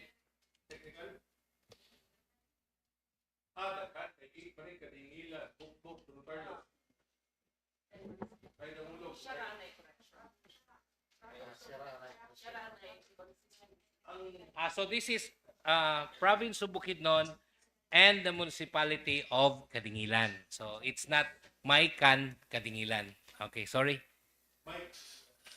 In favor of the 8 different barangays of the Province of Bukidnon and the Municipality of Kadingilan. So separate ang Municipality of Kadingilan. No? Yes. Okay.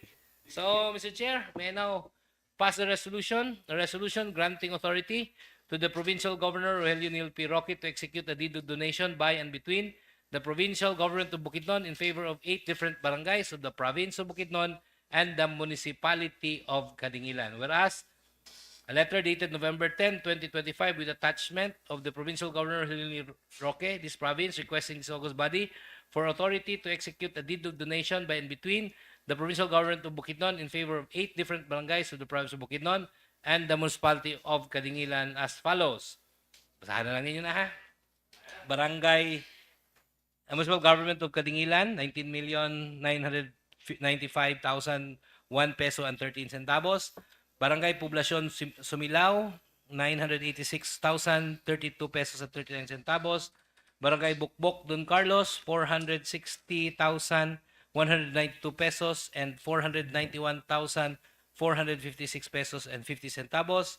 Barangay San Isidro Kitaw-Taw, 1 million. Barangay Maikan Damulog, 998,665. Barangay Minsalirak, Quezon, 993,634 pesos and 849,800 pesos. Barangay Paitan, Quezon, 598,700 pesos and 67 centavos and 398,810 and 33 centavos. Barangay Migkawayan, Damulog, 2 million. And finally, Barangay Kiburyao, Quezon, 800,000. Whereas upon verification with the subsidiary ledger of the Provincial Accounting Office, the amounts allocated for the 8 projects in the respective barangays were found to be consistent and matched with corresponding letter requests and deeds of donation. Whereas the Committee on Laws, Justice, and Human Rights, after thorough review, find it proper and justified to approve the request and to authorize the provincial government to execute a deed of donation for the project in accordance with existing laws, rules, and regulations. Now, therefore, on motion of yours truly, duly seconded by everyone, be it resolved as it is hereby resolved to granting authority to the provincial governor Helio Roque to execute a deed of donation by and between the provincial government of Bukidnon in favor of 8 different barangays of the province of Bukidnon and the municipality of Kadingilan. So, moving, Mr. Chair. Objections, comments? If there are none, motion is approved. Committee report number 3, joint committee report of the Committees on Laws, Justice, and Human Rights and Rules and Privileges. Committee report number L-099 and R-477. The Committees on Laws, Justice, and Human Rights and Rules and Privileges, to which was referred ordinance number 42-2025, series of 2025, approved on December 2, 2025, the Sangguniang Bayan of Cabangasan, Bukidnon, entitled An Ordinance Institutionalizing the Legislative Executive Development Advisory Council of the Municipality of Cabangasan, defining its composition, function, and for other purposes, have considered the same and hereby submit their findings, comments, and recommendations. Findings. The ordinance seeks to institutionalize the Legislative Executive Development Advisory Council, LEDAC, as a consultative and coordinating body between the Sangguniang Bayan and the Office of the Municipal Mayor, including executive functionaries. Pursuant to Republic Act number 7160 of the Local Government Code of 1991, local government units are vested with the authority to exercise powers necessary, appropriate, or incidental to effective governance and the promotion of the general welfare. In recognition of the need for harmonious and coordinated relations between the legislative and executive branches of the municipal government to ensure effective governance and the timely implementation of development programs, projects, and activities, the Municipality of Cabangasan aims to promote coherence in policy formulation, legislation, program planning, and implementation. Recommendation. The committees, after careful study, hereby recommend for the approval of Ordinance number 42-2025, Series of 2025, approved on December 2, 2025, the Sangguniang Bayan of Cabangasan, Bukidnon, for being proper in order in the scope of the Sangguniang Bayan to enact. So recommended, Mr. Chair. Objections, comments? If there are none, motion is approved. Item number 4, Joint Committee Report of the Committee on Laws, Justice, and Human Rights and Rules and Privileges. Committee Report number L-100 and R-478. Mr. Chairman, the committees to which was referred Ordinance number 264, Series of 2025, 16 SB, approved on September 22, 2025, of the Sangguniang Bayan of Lantapan, Bukidnon, entitled, quote, An Ordinance Amending the Municipal Codified Ordinance Volume 1, Chapter 4, Article 1, Banning Fermented Liquors to Prohibiting the Sale, Distribution, and Consumption of Liquor by Minors within the Municipality of Lantapan, Province of Bukidnon, and imposing penalties on parents, guardians, and establishments that permit or facilitate such actions. Have considered the same and hereby submit their findings, comments, and recommendations. Findings. This ordinance seeks to amend existing provisions of the Municipal Codified Ordinance to strengthen local measure against the sale, distribution, and consumption of intoxicating liquor by minors. The amendment aligns with the state policy of protecting the youth from harmful substances and promoting their physical, moral, and social well-being. The ordinance appropriately places accountability not only on minors but also on parents, guardians, and business establishments that permit, tolerate, or facilitate the prohibited acts. Such approach is in keeping with the principles of shared responsibility and parental authority under existing laws. The committees find no provision that is unconstitutional, illegal, or inconsistent with existing laws and regulations. Recommendation. The committees, after careful study, hereby recommend for the approval of Ordinance Number 264, Series of 2025 16th SB, approved on September 22, 2025 of the Sangguniang Bayan of Lantapan, Bukidnon, for being proper, in order, and within the scope of the Sangguniang to enact. So recommended, Mr. Chair. Objections, comments? There being none, motion is approved. Item number 5, Joint Committee Report of the Committee on Laws, Justice, and Human Rights and Rules and Privileges. Committee Report number L-101 and R-479. The committees to which was referred, Ordinance number 267, Series of 2025, 16th SB, enacted on October 13, 2025, the Sangguniang Bayan of Lantapan, Bukidnon, entitled, quote, an ordinance amending Ordinance number 227, Series of 2024, entitled An Ordinance Institutionalizing a Drug-Free Workplace in the Local Government Unit of Lantapan, Bukidnon, by specifying and classifying sanctions applicable to elected and appointed officials, including job order and contract of service personnel, and mandating barangay governments to establish and maintain a drug-free workplace and for other purposes. Have considered the same and hereby submit their findings, comments, and recommendations. Findings. The ordinance amends Ordinance number 227, Series of 2024, to address the absence of a specific and categorized sanction which has resulted in enforcement gaps and weakened the municipality's drug-free workplace policy. It establishes uniform disciplinary standards applicable to elective and appointive officials, as well as job order and contract of service personnel to ensure fairness and administrative consistency. Section 4 amends Section 9, sanctions, by providing comprehensive and categorized disciplinary mechanism and corresponding penalties, while Section 6 provides for related amendments. These amendments are necessary to strengthen compliance and effectively enforce the drug-free workplace policy consistent with national policy and the seriousness of the mandate under Republic Act number 9165, otherwise known as the Comprehensive Dangerous Drugs Act of 2002. Hence, to continuously reinforce public trust and ensure alignment with prevailing policies, the Municipality of Lantapan, Bukidnon finds it necessary to amend and recalibrate Section 9, sanctions of Ordinance number 227, Series of 2024, pursuant to the provisions of this amendatory ordinance. Recommendation. The committees, after careful study, hereby recommend for the approval of Ordinance number 267, Series of 2025, 16th SB, enacted on October 13, 2025, the Sangguniang Bayan of Lantapan, Bukidnon, for being proper, in order, and within the scope of the Sangguniang Bayan to enact. So recommended, Mr. Chair. Objections, comments? There being none, motion is approved. Item number 6, Joint Committee Report of the Committees on Laws, Justice, and Human Rights and Rules and Privileges. Committee Report number L-102 and R-480.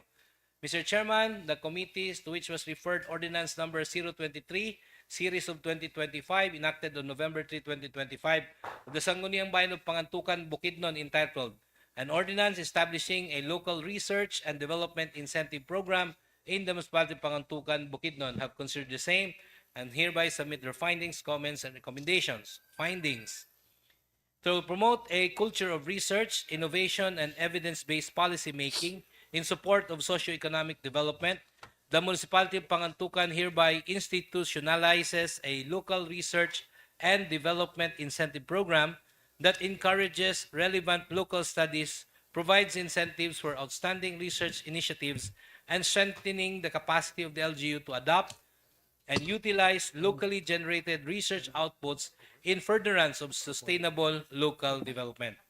This initiative is implemented pursuant to the mandate of the Local Government Code of 1991, which authorizes local government units to promote research and development and to establish the legal and institutional mechanism necessary to support such initiatives at the local level. This ordinance affirms the commitment of the Municipality of Pangantucan to institutionalize research and innovation as essential tools for evidence-based governance and sustainable local development. Recommendation. The committees, after careful study, hereby recommend for the approval of Ordinance Number 023, Series of 2025, enacted on November 3, 2025, of the Sangguniang Bayan of Pangantucan, Bukidnon, for being proper, in order, and within the scope of Sangguniang Bayan to enact. So recommended, Mr. Chair. Objections, comments? If there are none, motion is approved.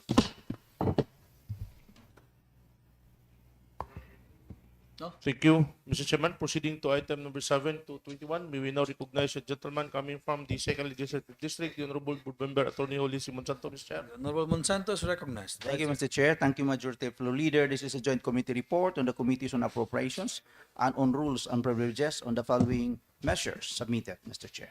First is Ordinance Number 017 of the 60th SB, Series of 2025, approved on November 4, 2025, of the Sangguniang Bayan of Gitauta, Bukidnon, entitled An Ordinance Authorizing Honorable Edwin P. Abucayan, Municipal Mayor, and Honorable Mary Ann G. Angit, RPH, Municipal Vice Mayor, and Presiding Officer to use savings from non-office, MOOE, and other MOOE of various offices amounting to 2,888,210 pesos to augment the deficient budget lines in the approved general fund annual budget for calendar year 2025. As to the findings, upon review, the Local Finance Committee finds that the attached statement of appropriations, allotment, and obligations and balances as of September 30, 2025 shows sufficient appropriated funds to cover the proposed augmentation and thus recommends its approval subject to applicable budgeting, accounting, and auditing laws. As to recommendations, the committee, after review, hereby recommend for the approval of Ordinance Number 017, 60th SB Series of 2025, approved on November 4, 2025, the Sangguniang Bayan of Gitauta, Bukidnon, for being proper, in order, and within the competence of the Sangguniang Bayan concerned to pass. So recommended, Mr. Chair. Objections, comments? There being none, motion is approved. Next is Ordinance Number 118-2025, the 60th Sangguniang Bayan, 14th regular session, approved on October 8, 2025, of the Sangguniang Bayan of San Fernando, Bukidnon, entitled An Ordinance Granting Milestone Cash Rewards to Elderly Persons Who Have Reached the Age of 85 and Above, Providing Social Pension for Those Elderly Who Are Newly Registered and Not Yet Included in the Funding of the DSWD National Office and for other purposes. As to the findings, upon review, the Local Finance Committee recommends its approval, subject to supplemental budget in accordance with Republic Act 9994, Expanded Senior Citizens Acts of 2020. As to the recommendations, the committees, after review, hereby recommend for the approval of Ordinance Number 118-2025, the 60th Sangguniang Bayan, 14th regular session, approved on October 28, 2025, the Sangguniang Bayan of San Fernando, Bukidnon, for being proper, in order, and within the competence of the Sangguniang Bayan concerned to pass. So recommended, Mr. Chair. Objections, comments? There being none, motion is approved. Next is Resolution Number 235-2025, the 10th SP, 14th regular session, dated October 20, 2025, the Sangguniang Panlungsod of Valencia City, Bukidnon, entitled A Resolution Approving and Adopting the City Annual Investment Program for Budget Year 2026 of the City Government of Valencia. Upon review of the resolution submitted by the Local Government Unit of Valencia City, Bukidnon, the Provincial Planning and Development Office found that Resolution Number 235-2025, 10th SP of the 14th regular session, aligns with the planned activities of LGU Valencia City, Bukidnon. It was also found to be in order and in compliance with the prescribed planning procedures. As to the recommendations, the committee, after due deliberation, hereby recommend for the approval of Resolution Number 235-2025 of the 10th SP, 14th regular session dated October 20, 2025 of the Sangguniang Panlungsod of Valencia City, Bukidnon, for being proper, in order, and within the competence of the Sangguniang Panlungsod concerned to pass. So recommended, Mr. Chair. Objections, comments? There being none, motion is approved. Next is Resolution Number 237-2025, the 10th SP also. 14th regular session dated October 20, 2025, the Sangguniang Panlungsod of Valencia City, Bukidnon, entitled A Resolution Approving and Adopting Supplemental City Annual Investment Program number 2 for calendar year 2025 of the City Government of Valencia. As to the findings, upon review of the resolution submitted by the LGU of Valencia City, Bukidnon, the Provincial Planning and Development Office found that resolution number 237-2025, the 10th SP, for 10th regular session, aligns with the planned activities of LGU Valencia City, Bukidnon. It was also found to be in order and in compliance with the prescribed planning procedures. As to recommendations, the committee after due deliberation hereby recommend for approval of resolution number 237-2025, the 10th SP, for 10th regular session dated October 20, 2025 of the Sangguniang Panlungsod of Valencia City, Bukidnon for being proper, in order, and within the competence of the Sangguniang Panlungsod concerned to pass. So recommended, Mr. Chair. Objections, comments? There are none. Motion is approved. Next is Ordinance number 18-2025, Series of 2025, approved on October 15, 2025, the Sangguniang Bayan of Cabanglasan, Bukidnon, entitled An Ordinance Authorizing the Augmentation of Funds for Various Offices in the Municipality of Cabanglasan, Bukidnon from Available Savings in accordance with Section 336 of Republic Act number 7160, otherwise known as the Local Government Code of 1991. As to the findings, the subject ordinance was referred back on September 18, 2025 due to non-submission of the SAOB, which was subsequently submitted by the LGU. Upon review of the budget items and their available balances, the Local Finance Committee found that the LGU cannot augment the allocation of fuel, oil, and lubricants as this expense is not included in the approved budget of the Sangguniang Bayan Office.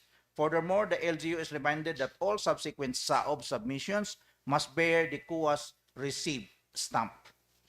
As to the recommendation, the committee after review hereby recommend that Ordinance number 18-2025, Series of 2025, approved on August 15, 2025, the Sangguniang Bayan of Cabanglasan, Bukidnon, be referred back to its origins for compliance with the aforementioned findings. So recommended, Mr. Chair.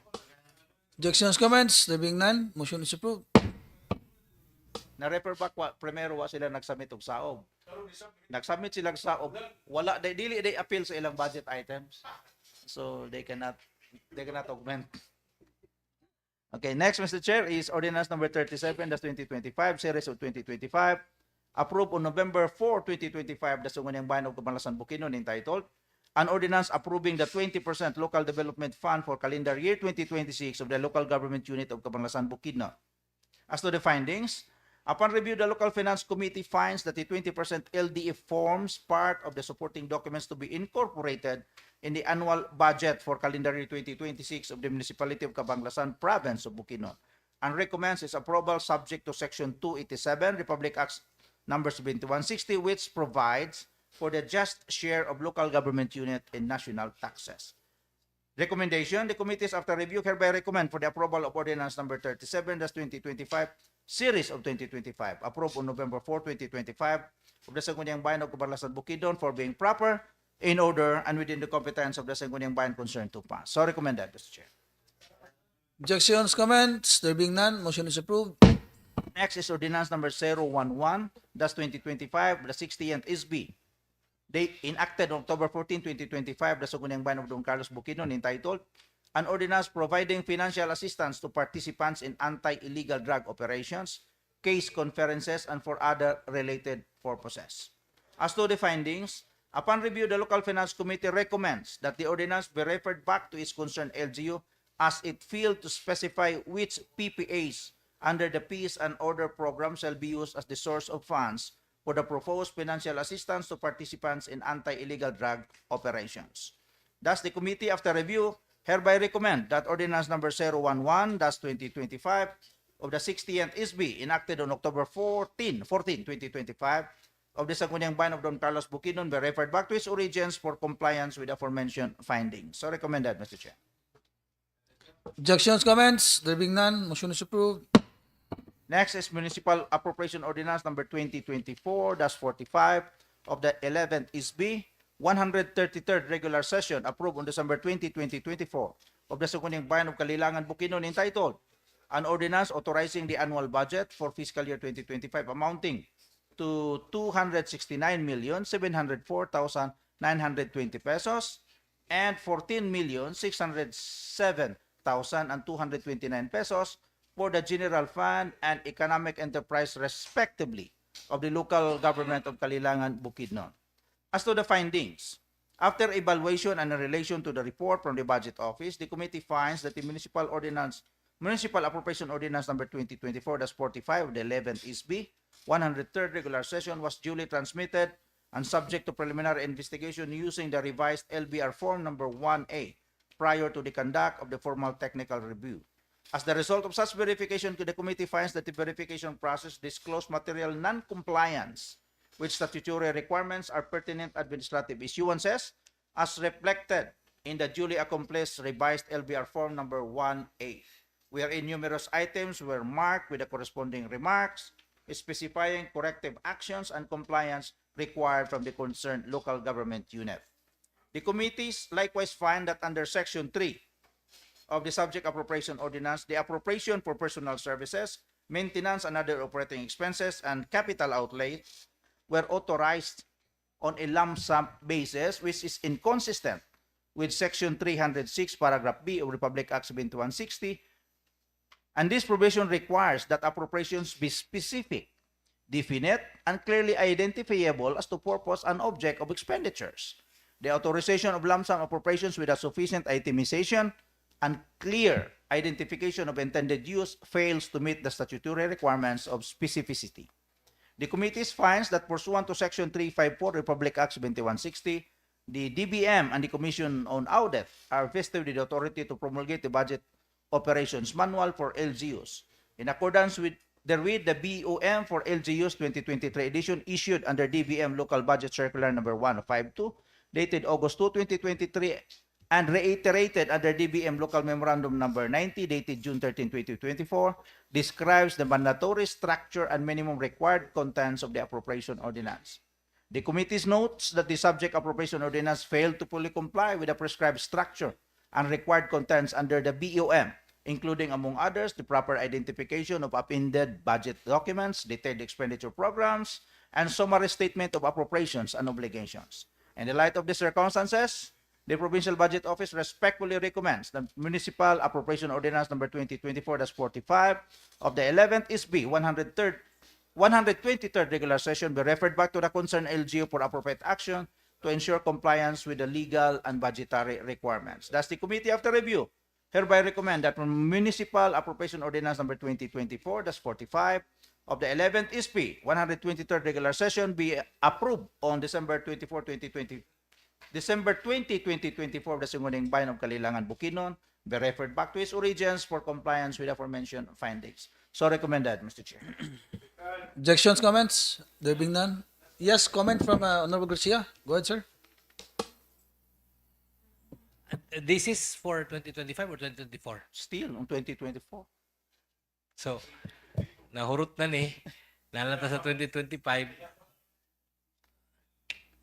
Okay. So anyway, I'm just surprised kay ano, it took 2 years, 'di ba? Almost. Yeah. Late ang submission ani no? Yeah. Okay. Thank you, Mr. Chair. May I Yes, go ahead, proceed, Mr. Honorable Chair? Santo? Okay. Yes. Next is Appropriation Ordinance number 60th SB 2025, the 02, approved on October 30, 2025, the Sangguniang Bayan of Quezon, Bukidnon, entitled An Ordinance Authorizing Calendar Year 2025 Supplemental Budget number 4 of the Municipality of Quezon, Bukidnon in the total amount of 30,669,659 pesos and 64 centavos. As to the findings, after evaluation and in reference to the report of the Budget Office, the committees find that the Appropriation Ordinance number 60 and SB 2025-02 was duly transmitted to the Budget Office on December 1, 2025 and was subjected to preliminary verification in accordance with the revised LBR form number 1B prior to the conduct of the technical review. As a result of such verification, the committee finds the non-submission of certain mandatory budget documents and the absence of required signatories as reflected in the duly accomplished revised LBR form number 1B, wherein specific items were marked and annotated to indicate deficiencies requiring compliance. In light of the circumstances, the Provincial Budget Office respectfully recommends that Appropriation Ordinance number 60 and SB 2025-02 be referred back to the concerned LGU for appropriate action to ensure compliance with legal and budgetary requirements. Thus, as to the recommendation, The committee, after review, hereby recommend that appropriation ordinance number 68 SB 2025-02 approved on October 30, 2025, the Sangguniang Bayan of Quezon, Bukidnon, be referred back to its origins for compliance with the aforementioned findings. So recommended, Mr. Chair. Objections, comments? There being none, motion is approved. As to the next 6 ordinances, Mr. Chair, this will be subject to an omnibus motion, considering that it contains the same findings. These are ordinances coming from the Sangguniang Panlalawigan, Malaybalay City, Bukidnon. First of which is appropriation ordinance number 11, series of 2025, approved on October 22, 2025.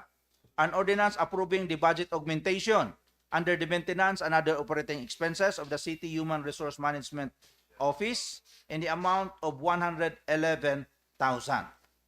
Next is appropriation ordinance number 10, series of 2025, approved also on October 22, 2025, the Sangguniang Panlalawigan, Malaybalay, Bukidnon, entitled an ordinance approving the budget augmentation under the maintenance and other operating expenses of the City Civil Registrar's Office in the amount of 195,000 pesos. Next is ordinance number 13, series of 2025, also approved on October 22, 2025, of the Sangguniang Panlalawigan, Malaybalay City, Bukidnon, entitled an ordinance approving the budget augmentation under the maintenance and other operating expenses of the Sangguniang Panlungsod in the amount of 200,000 pesos. Next is appropriation ordinance number 14, series of 2025, also approved on October 22, 2025, the Sangguniang Panlungsod, Malaybalay City, Bukidnon, entitled an ordinance approving the budget augmentation under the maintenance and other operating expenses of the City Mayor's Office in the amount of 305,000. Next is ordinance number 15, series of 2025, also approved on October 22, 2025, the Sangguniang Panlungsod, Malaybalay City, Bukidnon, entitled an ordinance approving the budget augmentation under the maintenance and other operating expenses of the Sangguniang Panlungsod Office in the amount of 75,000 pesos. And last is ordinance number 16, series of 2025, approved on October 22, 2025, also of the Sangguniang Panlungsod, Malaybalay City, Bukidnon, an ordinance approving the budget augmentation under the maintenance and other operating expenses of the City Legal Office in the amount of 120,360 pesos. As to the common findings, Mr. Chair, the LGU's annual budget for calendar year 2025 remains unsubmitted as it was referred back. As a result, the Local Finance Committee finds that the existence of specific items, projects, and activities with appropriations that may generate savings or deficits upon implementation or subsequent assessment of resource requirements cannot be verified. Additionally, the SAOB for August and September 2025 has not been submitted, which are required supporting documents for proper verification and budget utilization. Thus, the committee, after review and pursuant to an omnibus motion, hereby recommend for those ordinances mentioned, Mr. Chair, be referred back to its origins for compliance with the aforementioned finding, Mr. Chair. So moving, Mr. Chair. Objections, comments? If there are none, motion is approved. Thank you, Mr. Chair. Thank you, Honorable Monsanto. Thank you, Mr. Chairman. Proceeding now to items 22, 23, and 24, Mr. Chair. May we now recognize the gentleman coming from the 4th Legislative District, the Honorable Board Member, Dr. R.J. Pipito. Honorable Pipito is recognized. Go ahead, sir. Thank you, Mr. Chair. Item number 22 is a joint committee report to the Committees on Health and on Rules and Privileges, which has referred Municipal Ordinance number 2022-555.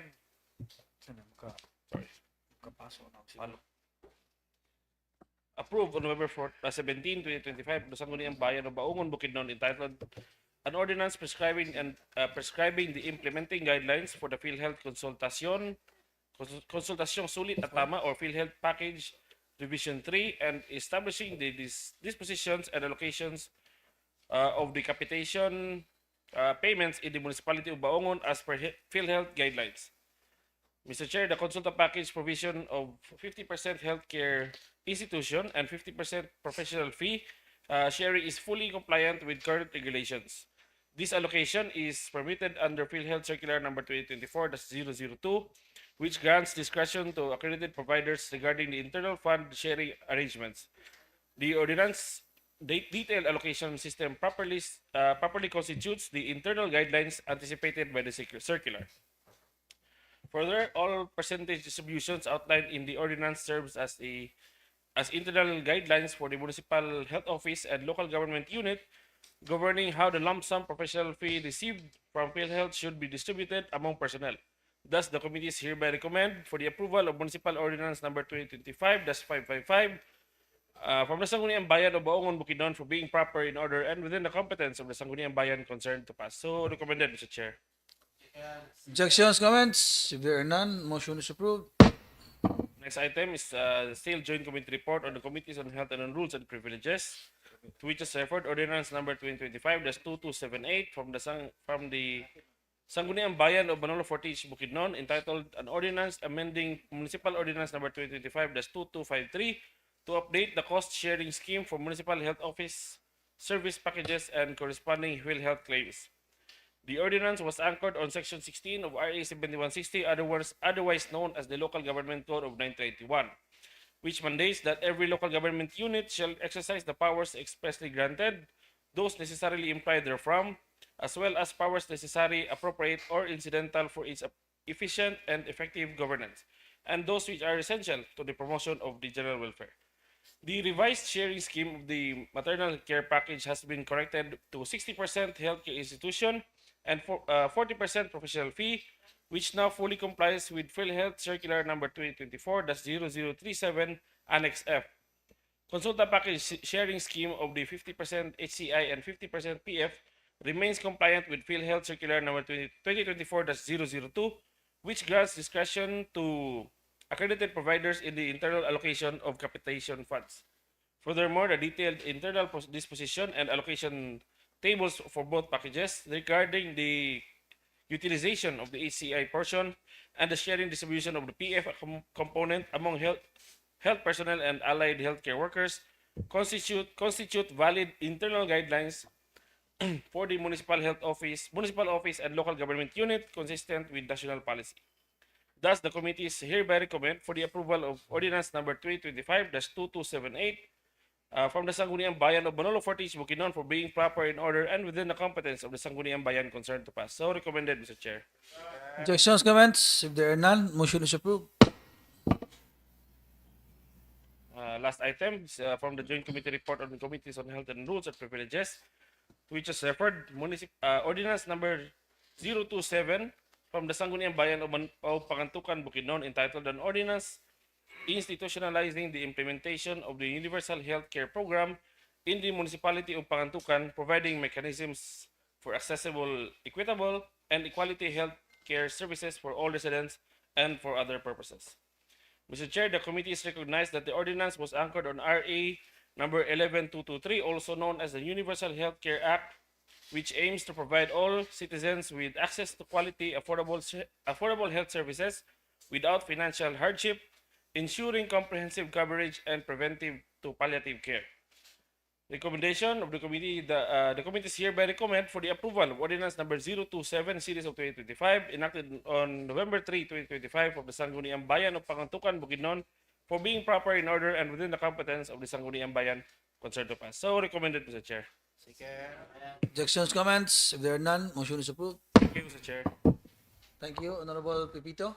Yes, thank you, Mr. Chairman. Proceeding to item number 25 to 27, may we now recognize a gentleman coming from the second legislative district, the Honorable Board Member Marlon Binlayan, Mr. Chair. The Honorable Marlon Inlayan is recognized. Go ahead, sir. Thank you, Majority Floor Leader. Thank you, Mr. Chairman. Good afternoon, and to my colleagues. I have only 3 items of the Joint Committee Report of the Committees on Beautification and Tourism and on Rules and Privileges. Mr. Chairman, the Committees on Beautification and Tourism and on Rules and Privileges, to which was referred Municipal Ordinance Number 2025-554, approved on November 18, 2025 of the Sangguniang Bayan of Baongon, Bukidnon, entitled An Ordinance Establishing the Local Culture and Arts Council of the Municipality of Baongon, Province of Bukidnon, defining its composition, duties, and functions, and for other purposes. have considered the same and hereby submit its findings, comments, and recommendations. Findings: the ordinance seeks to institutionalize a local culture and arts council in the municipality of Baangon to preserve, enrich, and promote local culture, heritage, and artistic expression. It is legally grounded in Republic Act Number 7160, the Local Government Code of 1991, which authorizes local government units to establish local culture and arts councils and integrate cultural programs into local development plans. Department of Interior and Local Government Memorandum Circular Number 2002-81 mandating the creation of local culture and arts councils, Republic Act Number 10066, the National Cultural Heritage Act of 2009, which assigns local government units responsibilities in heritage conservation.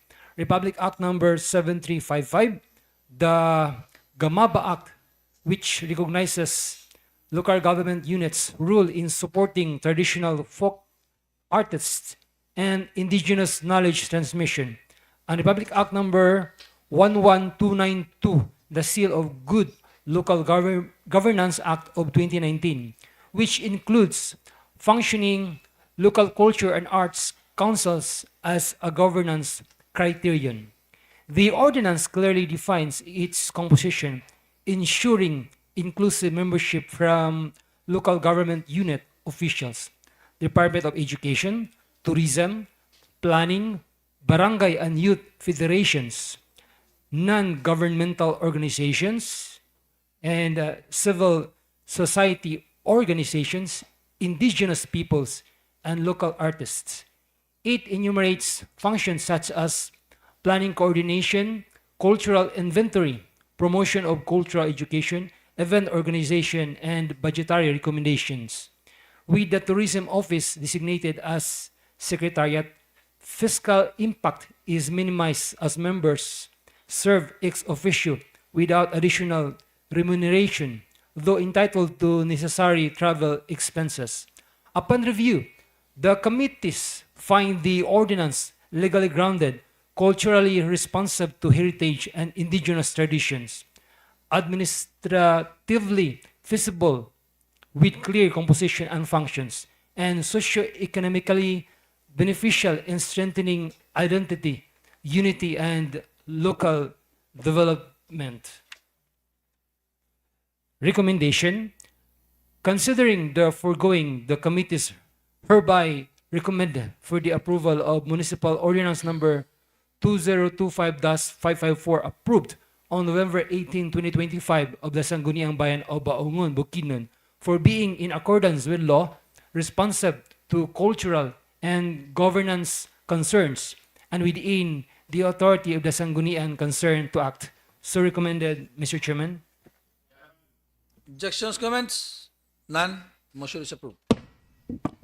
Second item, the Committees on Beautification and Tourism and on Rules and Privileges, to which was referred Ordinance Number 025, Series of 2025, enacted on November 3, 2025 of the Sangguniang Bayan of Pangantukan, Bukidnon, entitled An Ordinance Establishing a Tourism Enterprise Zone in the Municipality of Pangantukan, Bukidnon, have considered the same and hereby submit its findings, comments, and recommendations.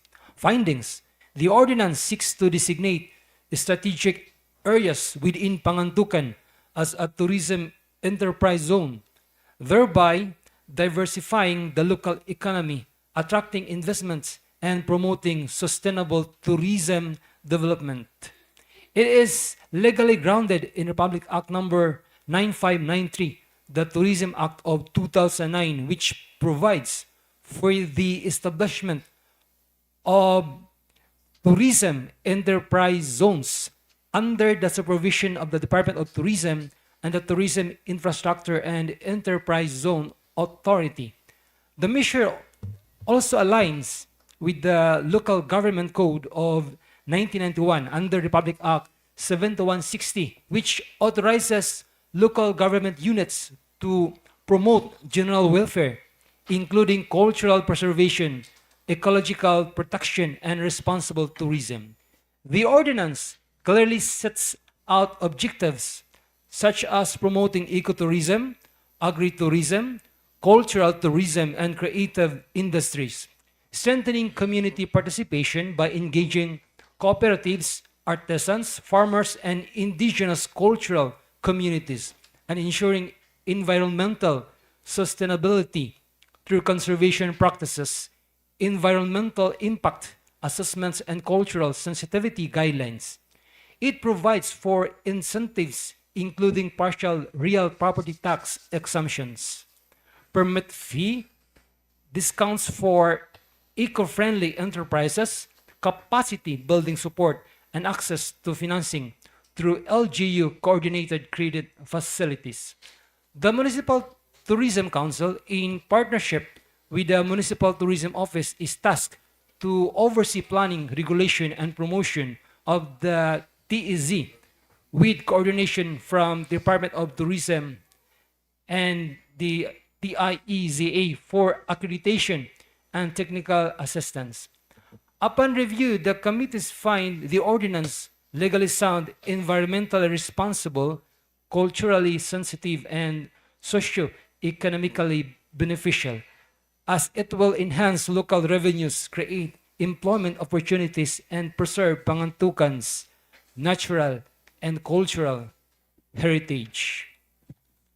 Recommendation: considering the foregoing, the committees hereby recommend for the approval of Ordinance Number 025, Series of 2025, enacted on November 3, 2025 of the Sangguniang Bayan of Pangantucan, Bukidnon, for being in accordance with law, responsive to tourism and development concerns, and within the authority of the Sangguniang concerned to enact. So recommended, Mr. Chairman. Objections, comments? There being none, motion is approved. Last item of the joint committee report of the Committees on Beautification and Tourism and on Rules and Privileges, Ordinance Number 026, Series of 2025, enacted on November 3, 2025 of the Sangguniang Bayan of Pangantucan, Bukidnon, entitled An Ordinance Promoting the Creative Industry in the Municipality of Pangantucan, Bukidnon, have considered the same and hereby submit its findings, comments, and recommendations. Findings: the ordinance seeks to establish a comprehensive framework to promote and develop the creative industry in Pangantucan, recognizing the role of creative worker, artists, cultural bearers, and digital content creators in local development and nation building. It is legally grounded in the Local Government Code of 1991 under Republic Act 7160, which authorizes local government units to promote general welfare, including cultural preservation and economic development, and is consistent with national policies encouraging innovation, entrepreneurship, and cultural identity. The measure creates the Pangantucan Creative Industry Council under the Office of the Mayor with inclusive membership from LGU officials, committees on tourism and trade, the planning and tourism offices, youth and artist groups, and representatives from local crafts and micro, small, and medium enterprises. The ordinance provides for programs such as creative skills training and workshops, business incubation for startups and micro, small, and medium enterprises, heritage and arts festivals, digital promotion platforms, and creative grants and incentives. Funding may be sourced from municipal appropriations, grants, national government programs, and public-private partnerships, with implementation led by the Municipal Tourism Office in coordination with concerned agencies such as Department of Trade and Industry, National Commission for Culture and Arts, and Department of Tourism. Upon review, the committees find the ordinance legally sound, culturally responsive, and socio-economically beneficial as it empowers local creatives, stimulates economic activity, and positions Pangantukan as a hub of cultural and creative enterprise. Recommendation: considering the foregoing, the committees hereby recommend for the approval of Ordinance Number 026, Series of 2025, enacted on November 3, 2025 of the Sangguniang Bayan of Pangantukan, Bukidnon, for being in accordance with law, responsive to cultural and economic concerns, and within the authority of the Sangguniang concerned to enact. So recommended, Mr. Chairman. Objections, comments? There being none, motion is approved. Thank you, Mr. Chairman. Thank you, Honorable Marlon Dinlayan. Yes, thank you, Mr. Chairman. We are through with our business for the day, and now we will now proceed for the new business for the day, Mr. Chair. From items number 28 to 30, Mr. Chairman, if this is the resolutions authored by no other than our provincial vice governor, Mr. Chair, if our good presiding officer will allow by this president. Yes, please, majority floor. Yes, thank you, Mr. Chair. And to read only some assist, Mr. Chair. Yes, yes. Okay, thank Yes, you. please. For item number 28, Mr. Chairman, this is a proposed resolution number 14-2026 of the 28th SP, a resolution congratulating the municipality of Manolo Portage, Bukidnon, headed by Honorable Rogelio Ingenio, for being recognized during the 5th Energy Efficiency Excellence Awards by the Department of Energy as Energy Efficiency Excellence Awardee for the government entities, local government units, from first to third class cities and municipalities, held on December 16, 2025. Authored by the Provincial Vice Governor Clyde Binquinho and co-authored by all the SP members. Mr. Chair, if again, I only read some assist, Mr. Chairman. Yes, Thank please. you, Honorable Presiding Officer, and the author Thank of you. this resolution. The Department of Energy, pursuant to Energy Efficiency and Conservation Act of the National Energy Efficiency Conservation Program, conducted the 5th Energy Efficiency Excellence Awards to recognize outstanding institutions and individuals whose energy efficiency and conservation initiatives produced measurable and impactful results. Whereas, after thorough evaluation, the Department of Energy selected 32 awardees from among industrial and commercial facilities, government offices, local government units, state universities, and individuals energy efficiency practitioners, whose initiatives now serve as performance benchmarks in the implementation of the energy efficiency and conservation measures nationwide. Whereas the Energy Efficiency Excellence Awards, originally known as the Don Emilio Abilio Awards, traced their roots to the country energy conservation movement during the 1970s, the oil crisis, and honored the legacy of Don Emilio Abilio as the pioneer of energy efficiency in the Philippines. Whereas the local government unit of Manolo Portage, Bukidnon, under the visionary leadership of Honorable Rogelio Ingenio and the Sangguniang Bayan, has crafted the forward-looking policies that promote energy efficiency and environmental stewardship, reflecting their unwavering commitment to the municipality betterment while serving as a model to inspire other localities in Bukidnon to adopt the holistic, sustainable, and environmentally friendly practices.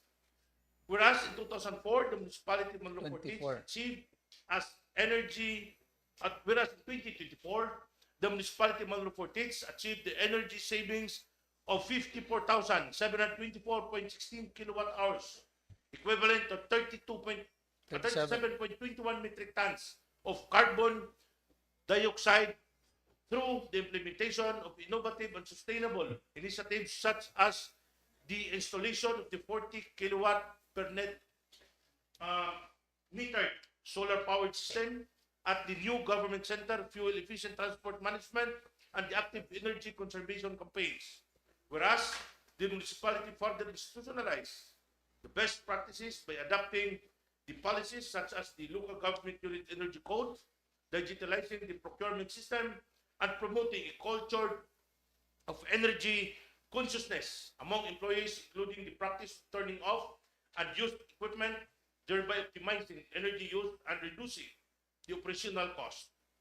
Whereas these initiatives demonstrate the local government units can effectively drive sustainability, renewable energy integration, responsible resource management, and inclusive growth, setting a commendable example for municipalities across northern Mindanao and the entire Philippines. Now, therefore, be it resolved as it is hereby resolved, a resolution congratulating the municipality of Manluportis, Bukidnon, headed by Honorable Rogelio Enqueño, for being recognized during the 5th Energy Efficiency Excellence Awards by the Department of Energy as Energy Efficiency Excellence Awardee for the government entities, local government units from first to third class cities and municipalities held on December 16, 2025.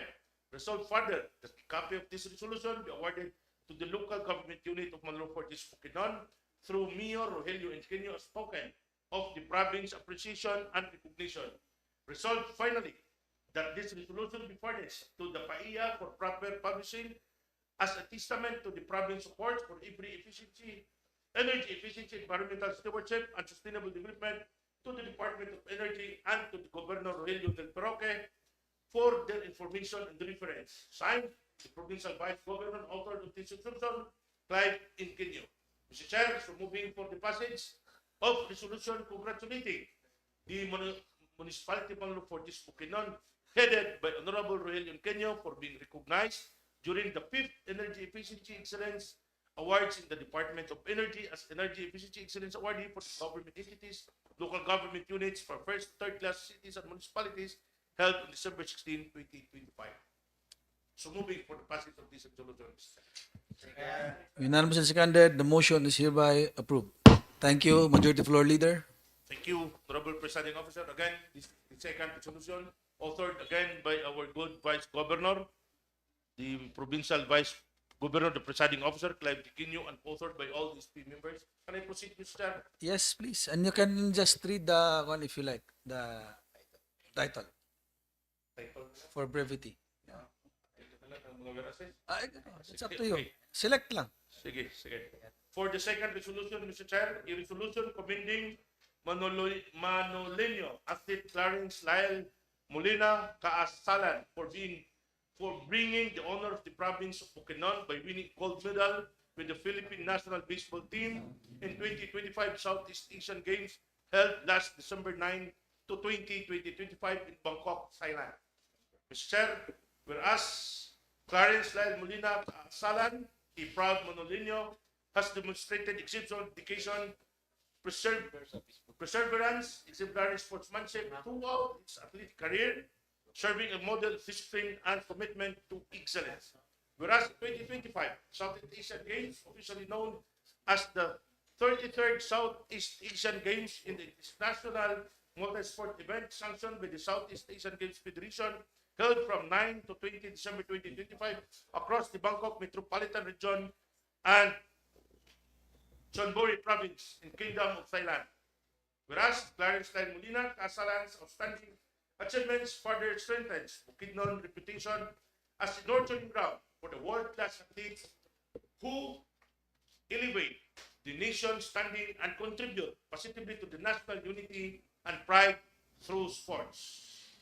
Whereas it is both fitting, proper for the Sangguniang Panlalawigan Bukidnon to formally recognize, commend, and honor Clarence Lyle Molina Kaasalan for his exemplary performance, significant contribution to the Philippine sports, and the distinction and honor he has brought to the province of Bukidnon. Now, therefore, be it resolved, as it is resolved by the Sangguniang Panlalawigan Bukidnon, a resolution commending Manoleño athlete Clarence Lyle Molina Kaasalan for being honored to the province of Bukidnon by winning gold medal with the Philippine national baseball team in 2025 Southeast Asian Games last December 9 to 2025 in Bangkok, Thailand.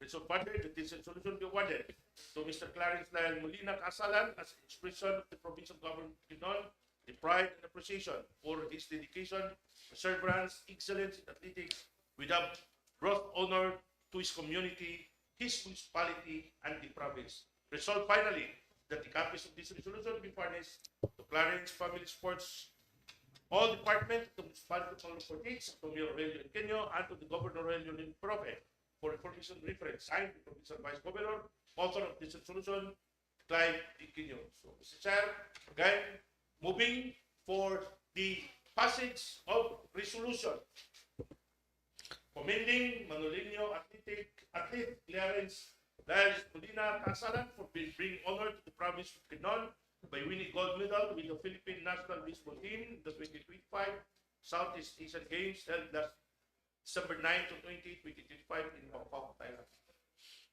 So moving for the passage of this resolution, sir. Unanimously seconded. The motion is approved. Resolution again authored by our presiding officer, the provincial vice governor, Clive Diquinho, and authored by all these three members. Mr. Can I proceed, Mr. Chairman? Yes, please proceed, sir. This is a resolution congratulating and recognizing the Prince Harvey Lugmay, a Manolino athlete from Barangay Lindaban, Manolo Fortis, Bukidnon, for bagging the 2 gold medals in the 800 meter and 1,500 meter run under the 14 category during the 6 Berwang age group track and field competition held December 5-7, 2025 at Stadium Likas, Kota Kinabalu, Sabah, Malaysia. Authored again by the Provincial Vice Governor, the Presiding Officer, the Honorable Vice Governor Clive Diquinho, and authored by all SP members. Whereas the 6th Berwang age group track and field competition is an annual international athletics meet organized by the Berwang Sports Club, also known as the Berwang Athletic Club, based in Pinampang, Sabah, Malaysia, which drew participation from the state sports schools, athletics clubs, and international teams from neighboring countries. Whereas the 6th edition of the Berwang Age Group Track and Field competition held from December 5 to 7, 2025 at the Stadium Likas, Kota Kinabalu, Sabah, Malaysia, continued the advanced tradition of the high-level athletic competition and international participation. Whereas Prince Harvey Lugmay remarkably won the 2 gold medals in the 800 run and 1,500 meter run under the 14 and under category, showcasing exceptional talent, discipline, endurance, and determination in the middle distance running. Whereas the outstanding performance has brought honor and recognition to the municipality of Manolo Fortis, the province of Bukidnon, and the Philippines, making him the source of inspiration to young athletes and inspiring sports enthusiasts in the province. Whereas it is proper and fitting for the Sangguniang Panlalawigan of Bukidnon to extend its honor and commendation to Mr. Prince Harvey Lugmay for bringing the pride and distinctions to the municipality of Manolo and to the entire province of Bukidnon.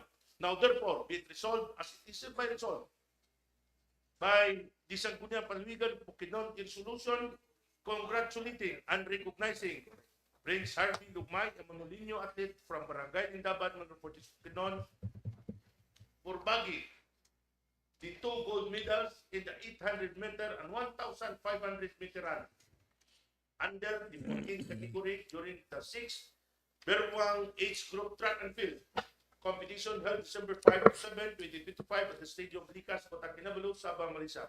Resolved further that this resolution be awarded to Prince Harvey Lugmay as an expression of the provincial government of Bukidnon in pride and appreciation for his dedication, perseverance, excellence in athletics, which have brought honor to his community, his municipality, and the province. Resolved finally that this copy of this resolution be furnished to Prince Harvey Lugmay, his family sports, to all the department, to the municipality of Manolo Fortis, to Mayor Rogelio Ingenio, and to the Governor Rogelio Ingenio for information and reference. Signed by the Provincial Vice Governor, the author of this resolution, Clive Diquinho. Again, Mr. Chairman, moving for the passage of resolution, Mr. Chair, congratulating and recognizing Prince Harvey Lugmay, a Manolino athlete from Barangay Lindaban, Manolo Fortis, Bukidnon, for bagging the 2 gold medals in the 800 and 1,500 meter run under the 14th category during the 6th Berwang Age Group Track and Field competition held December 5 to 7, 2025 at the Stadium of Likas, Kota Kinabalu, Sabah, Malaysia. So moving for the passage of this resolution, Mr. Unanimously seconded. The motion is approved. Thank you, Majority Floor Leader, for graciously moving for the passage of the resolutions. Thank you. Thank you, Honorable Presiding Officer. We will now proceed items number 31 and 32 for these 2 items. May we now again recognize the gentleman coming from the second legislative district, the Honorable Board Member Marlon Intindayan, Mr. Chair. Honorable Marlon Lion, you recognize, sir. Thank you once again, Majority Floor Leader and Mr. Chairman. I have only one resolution. This is a resolution congratulating and commending Attorney Jerilyn Anoos Gascon of Bukidnon State University. Si Butil.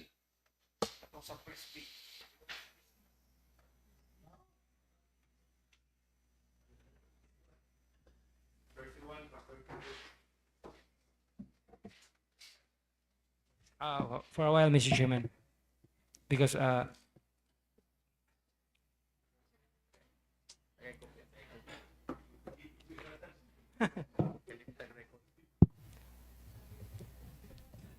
rather I have two resolutions. The first, this is the resolution congratulating Mr. Mark April Gilby Butil for winning the gold medal as one of the players of Team Philippines in the flying disc ultimate mix event during the 2025 Southeast Asian Games in Thailand, sponsored by this representation. Whereas the Southeast Asian Games, SEA Games, is a premier regional multi-sport competition that brings together the finest athletes from Southeast Asia, promoting excellence, discipline, and unity through sports. Whereas Mr. Mark April Jill B. Butil served as one of the players of Team Philippines in the flying disc ultimate mix event during the 2025 SEA Games held in Thailand on December 16 to 17, 2025. Whereas the event was contested by 5 Asian countries, and Mr. Butil, as a member of the national team, displayed exceptional athletic skill, teamwork, and determination, contributing significantly to the Philippines' thrilling 9-7 victory over Singapore in the gold medal match. Whereas Mr. Butil has been playing Ultimate for 9 years, consistently demonstrating discipline and excellence in the sport, and prior to this SEA Games triumph, he also won the gold medal in the Asia Oceanic Ultimate Championship 2025 mixed division held on September 3 to 7, 2025. Whereas his exemplary performance and gold medal achievements bring immense pride and honor to the province of Bukidnon, inspiring the youth and showcasing the province's growing presence in international sports. Whereas the province of Bukidnon, through its Sangguniang Panlalawigan, recognizes its mandate to honor Bukidnon, who bring distinction to the province in national and international competitions. Now, therefore, on motion of this representation, duly seconded be it resolved as it is hereby resolved, congratulating Mr. Mark April Jill B. Butil for winning the gold medal as one of the players of Team Philippines in the flying disc ultimate mix event during the 2025 Southeast Asian Games in Thailand. Resolved further that copies of this resolution be furnished to Mr. Mark April Jill B. Butil for his information and record. Moving for the approval of this resolution, Mr. Chairman.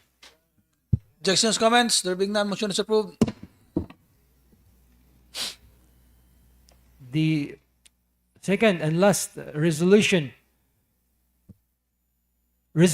congratulating and commending Attorney Jerilyn Anoos Gascon of Bukidnon State University, the lone bar top-notcher in Mindanao, for her outstanding achievement in placing for top 14 in the 2025 bar examinations with a rating of 89.71%, thus bringing honor and distinction to the province of Bukidnon and to the entire Mindanao. Sponsored by this representation, whereas the Philippine Bar Examination is the professional licensure exam for aspiring lawyers administered by the Supreme Court of the Philippines, covering political, civil, criminal, labor, commercial or taxation, and remedial law, and is regarded as one of the most rigorous and prestigious examinations in the country. Whereas the Supreme Court officially released the results of the 2025 bar examinations on January 7, 2026, with 5,594 out of 11,420 examinees passing, equivalent to a 48.98% passing rate, a notable increase from last year's 37.84%. Whereas Attorney Geraldine Anoos Gascon, a proud alumna of Bukidnon State University and a certified public accountant, achieved the distinction of placing top 14 nationwide with an impressive rating of 89.71%, making her the only top-notcher from Mindanao in the 2025 bar examinations. Whereas Attorney Gascon, who hails from Kasisang, Malabala City, Bukidnon, and has been serving at the Land Bank of the Philippines in Bukidnon since March 1, 2013, exemplifies the values of perseverance, excellence, and service to the community. Whereas she is the daughter of Malurena Espena Anoos and Jerlito C. Anoos of Agusan, hardworking farmers whose dedication and support have contributed to her success, thereby inspiring countless families in Bukidnon and Mindanao. Whereas apart from working full-time and pursuing her law studies, she has also diligently cared for children, balancing work, family responsibilities, and academic excellence, serving as a role model for working parents and aspiring professionals. Whereas her achievement highlights the growing prominence of legal talent from the region and serves as a beacon of inspiration for students, professionals, and the youth of Bukidnon and Mindanao. Now, therefore, on motion of this representation, duly seconded, be it resolved as it is hereby resolved, congratulating and commending Attorney Geraldine Anoos Gascon of Bukidnon State University for placing the top 14 in the 2025 bar examinations with a rating of 89.71%, bringing honor to the province of Bukidnon and Mindanao. Resolved further that copies of this resolution be furnished Attorney Geraldine Anoos Gascon and Bukidnon State University College of Law for her information and record. Moving for the approval of this resolution, Mr. Chairman. Objections, comments? There being none, motion is approved. Thank you, Mr. Chairman. Thank you, Majority Floor Leader. Thank you, Honorable Marlon Dunlayan.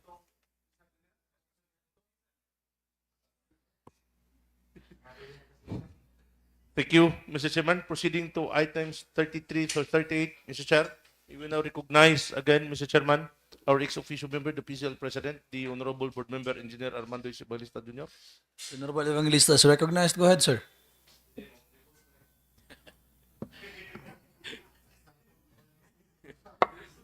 Thank you, Mr. Chair. Thank you, Majority Floor. For items 33 to 38, six proposed resolutions under new business for the day regarding the awards of the 2025 local legislative awards and excellence in local legislation for different categories for city, municipality, and barangay.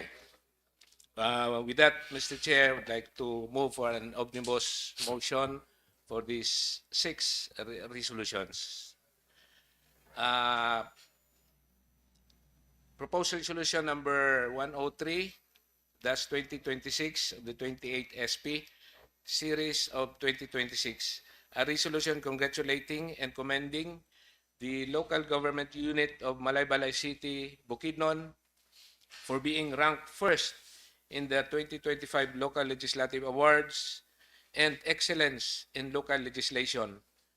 For the city category at the provincial level awarded by the Department of Interior and Local Government during the 2025 Pasidungog, advancing collaboration in championing excellence in local governance, held at Kamulan Open Theater, Malaybalay City on December 11, 2025.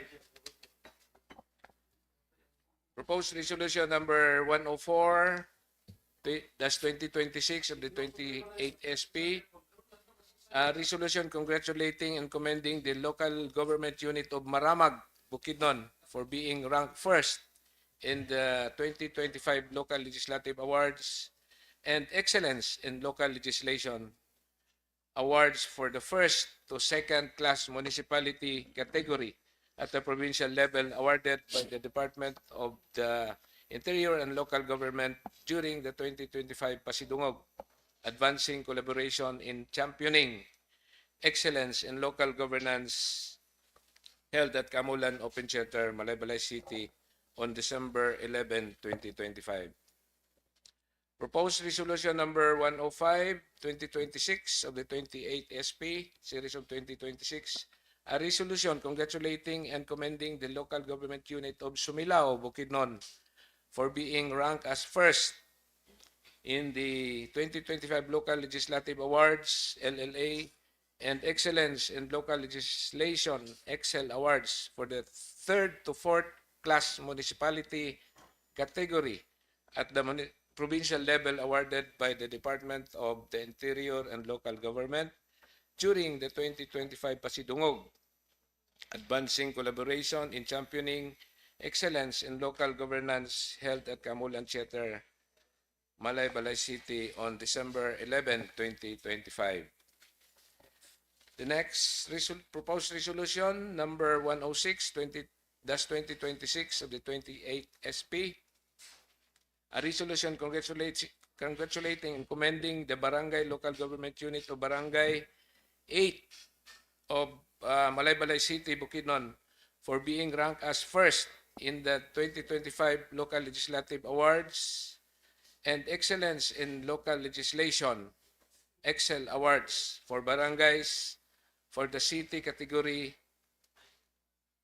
at the provincial level awarded by the Department of the Interior and Local Government during the 2025 Pasidungog, advancing collaboration in championing excellence in local governance, held at Kamulan Open Theater, Malaybalay City on December 11, 2025.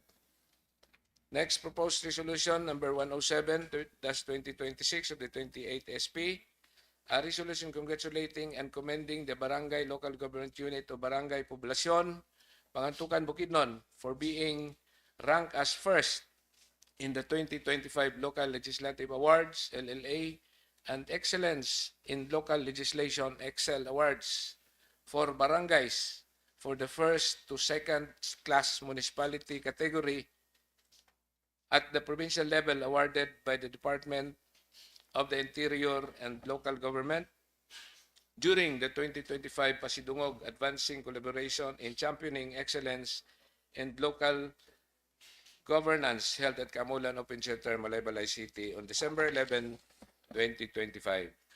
And the last proposed resolution, Mr. Chair, number 108-2026 of the 28th SP, a resolution congratulating and commending the Barangay Local Government Unit of Barangay Punchan, Sumilao, Bukidnon, for being ranked as first in the 2025 Local Legislative Awards, LLA, and Excellence in Local Legislation, Excel Awards for barangays for the third to fourth class municipality category at the provincial level awarded by the Department of the Interior and Local Government during the 2025 Pasidungog, advancing collaboration in championing excellence in local governance held at Kaamulan Open Theater, Malaybalay City on December 11, 2025.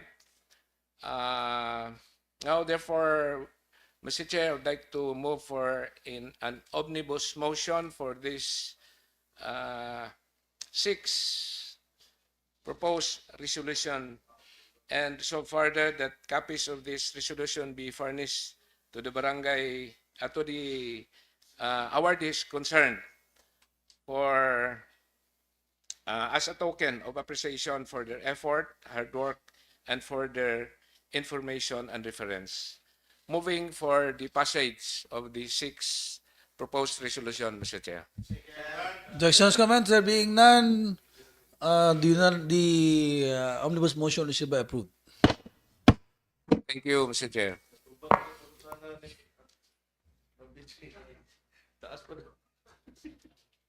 Thank you, Mr. Chairman.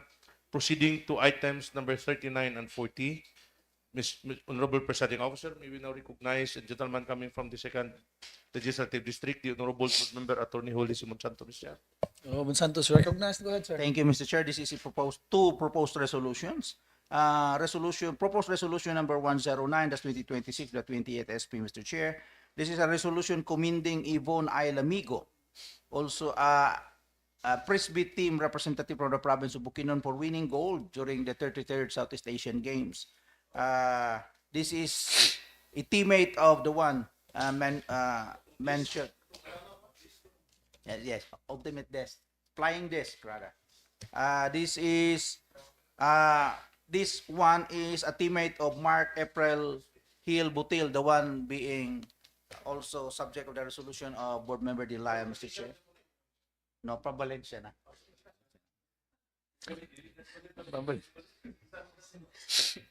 So this Yvonne Ailamigo is also a member of the Presby team that compete in the Southeast Asian Games. Although the gold they have obtained was not counted because the flying desk is only a demonstration sport. So walay count ang gold ani sa a demonstration sport. So with that, Mr. Chair, still this Yvonne Ailamigo came from the province of Bukidnon, who is a member of that Presby team that won the gold. So this said person is still bringing honor to the province of Bukidnon. So I move for the approval of this resolution, Mr. Chair.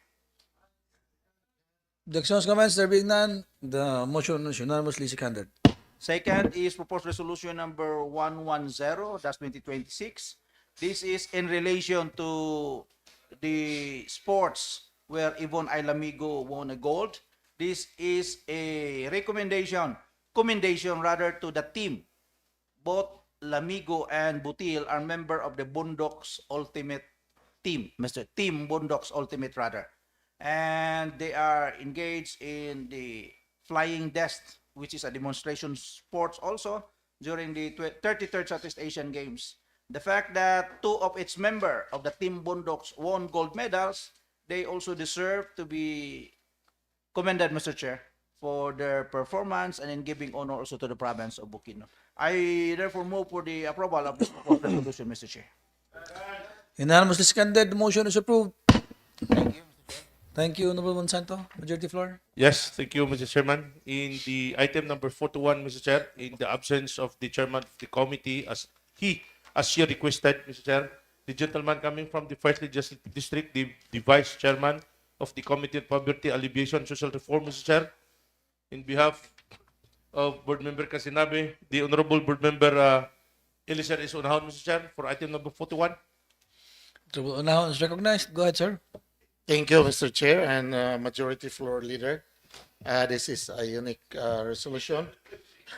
A resolution commending and congratulating the provincial government of Bukidnon for having been conferred the plaque of recognition as second place awardee in the province category by the Commission on Population and Development, Region 10, during the Rafael M. Salas Kaunlaran Award last November 13, 2025 at Chali Beach Resort, Cugman, Cagayan de Oro. This is authored by Board Member Minerva Kasinabe.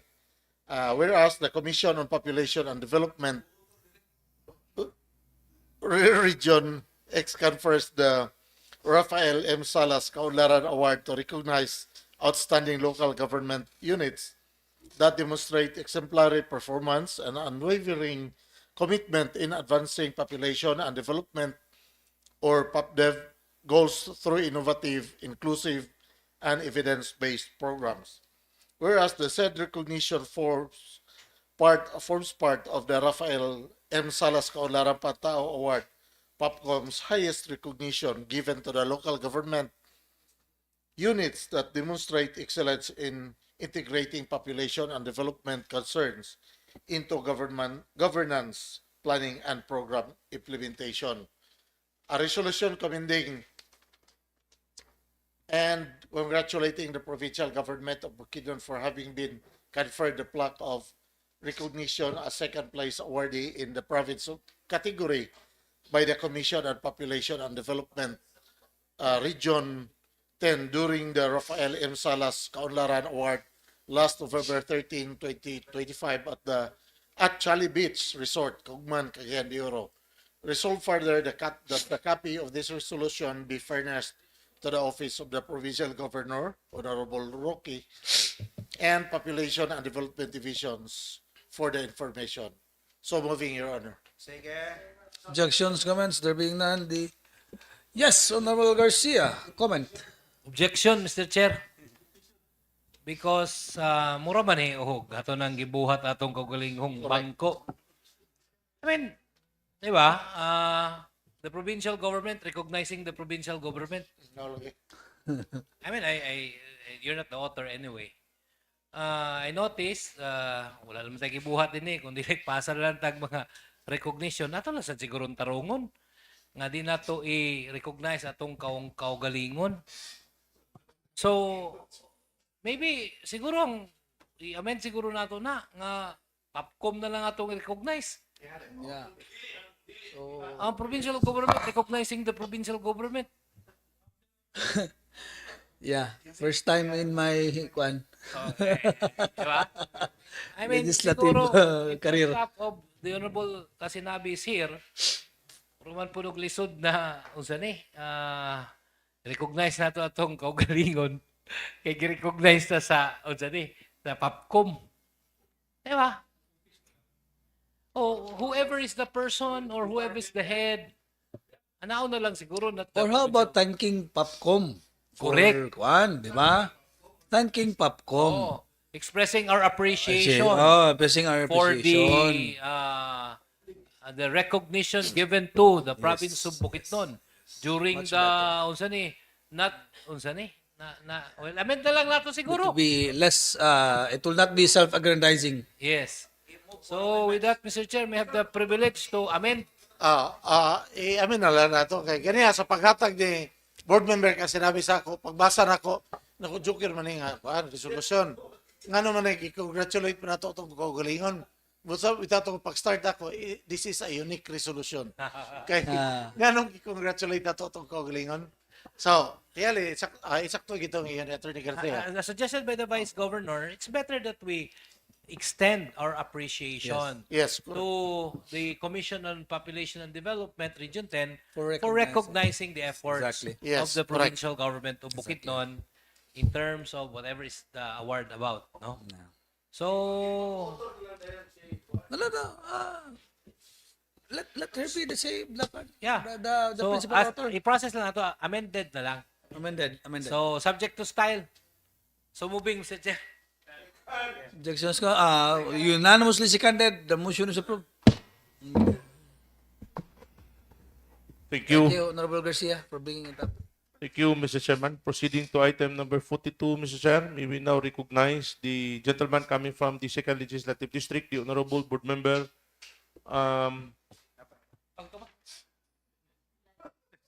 Babi Dilayan, Mr. Chair. Ilog naman muna ka. Yes, Honorable Babi Dilayan, go ahead, sir. Sige na pangutan, nagtaas pa ba? Thank you, Mr. Chair. Thank you, Majority Floor Leader. I have here my one and only resolution. Proposed Resolution Number 113-2026 of the 28th SP, a resolution recognizing and commending Barangay Aglayan, City of Malaybalay for successful conduct of the Aglayan Binaki Festival. Okay, authored by this representation.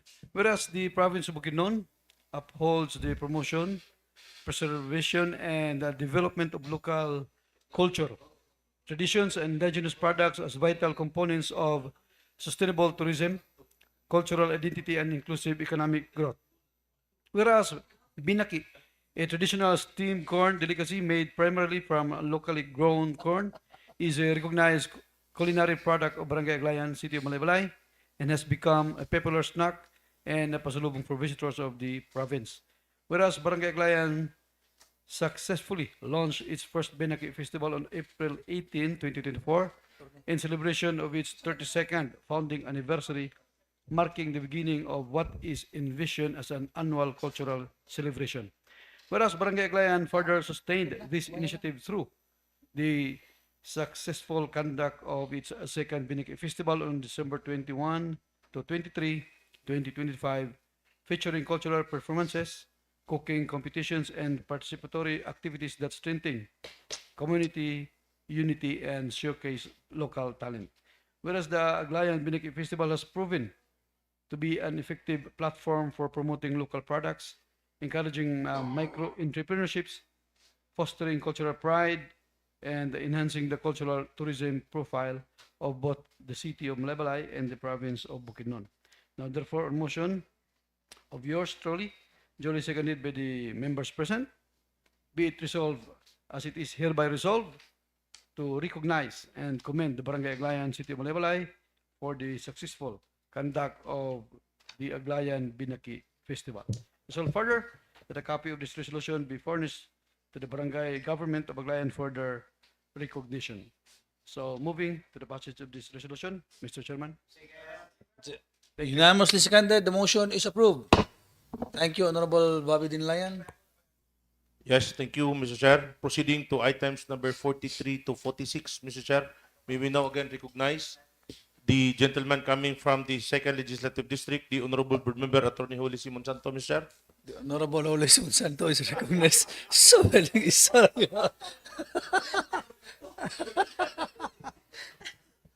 Yes, go ahead, Attorney Monsanto. Thank you, Mr. Chair. This is a joint committee report on the Committee on Appropriations on the following communications received, Mr. Chair. First is a letter dated December 23, 2025 with attachment coming from the Provincial Budget Office, Province of Bukidnon, which transmitted to this August body for appropriate action. Supplemental Budget Number 2, General Fund, Calendar Year 2025, to the Municipality of Damulog, Bukidnon, and the amount of 1,869,491 pesos and 78 centavos. Attached to the said communications are budget documents and technical review analysis for reference and perusal. The committees, after going over the same, finds to be proper and in order, as the same is in accordance with the provision of the local government code and within the authority of the local government unit to provide, Mr. Chair. The committee hereby recommend for the approval of the said supplemental budget number 2 of the municipality of Damulog, Bukidnon, subject to the existing budgeting, accounting, and auditing rules and regulations, Mr. Chair. Moving for the approval of the same. Unanimously seconded, the motion is approved.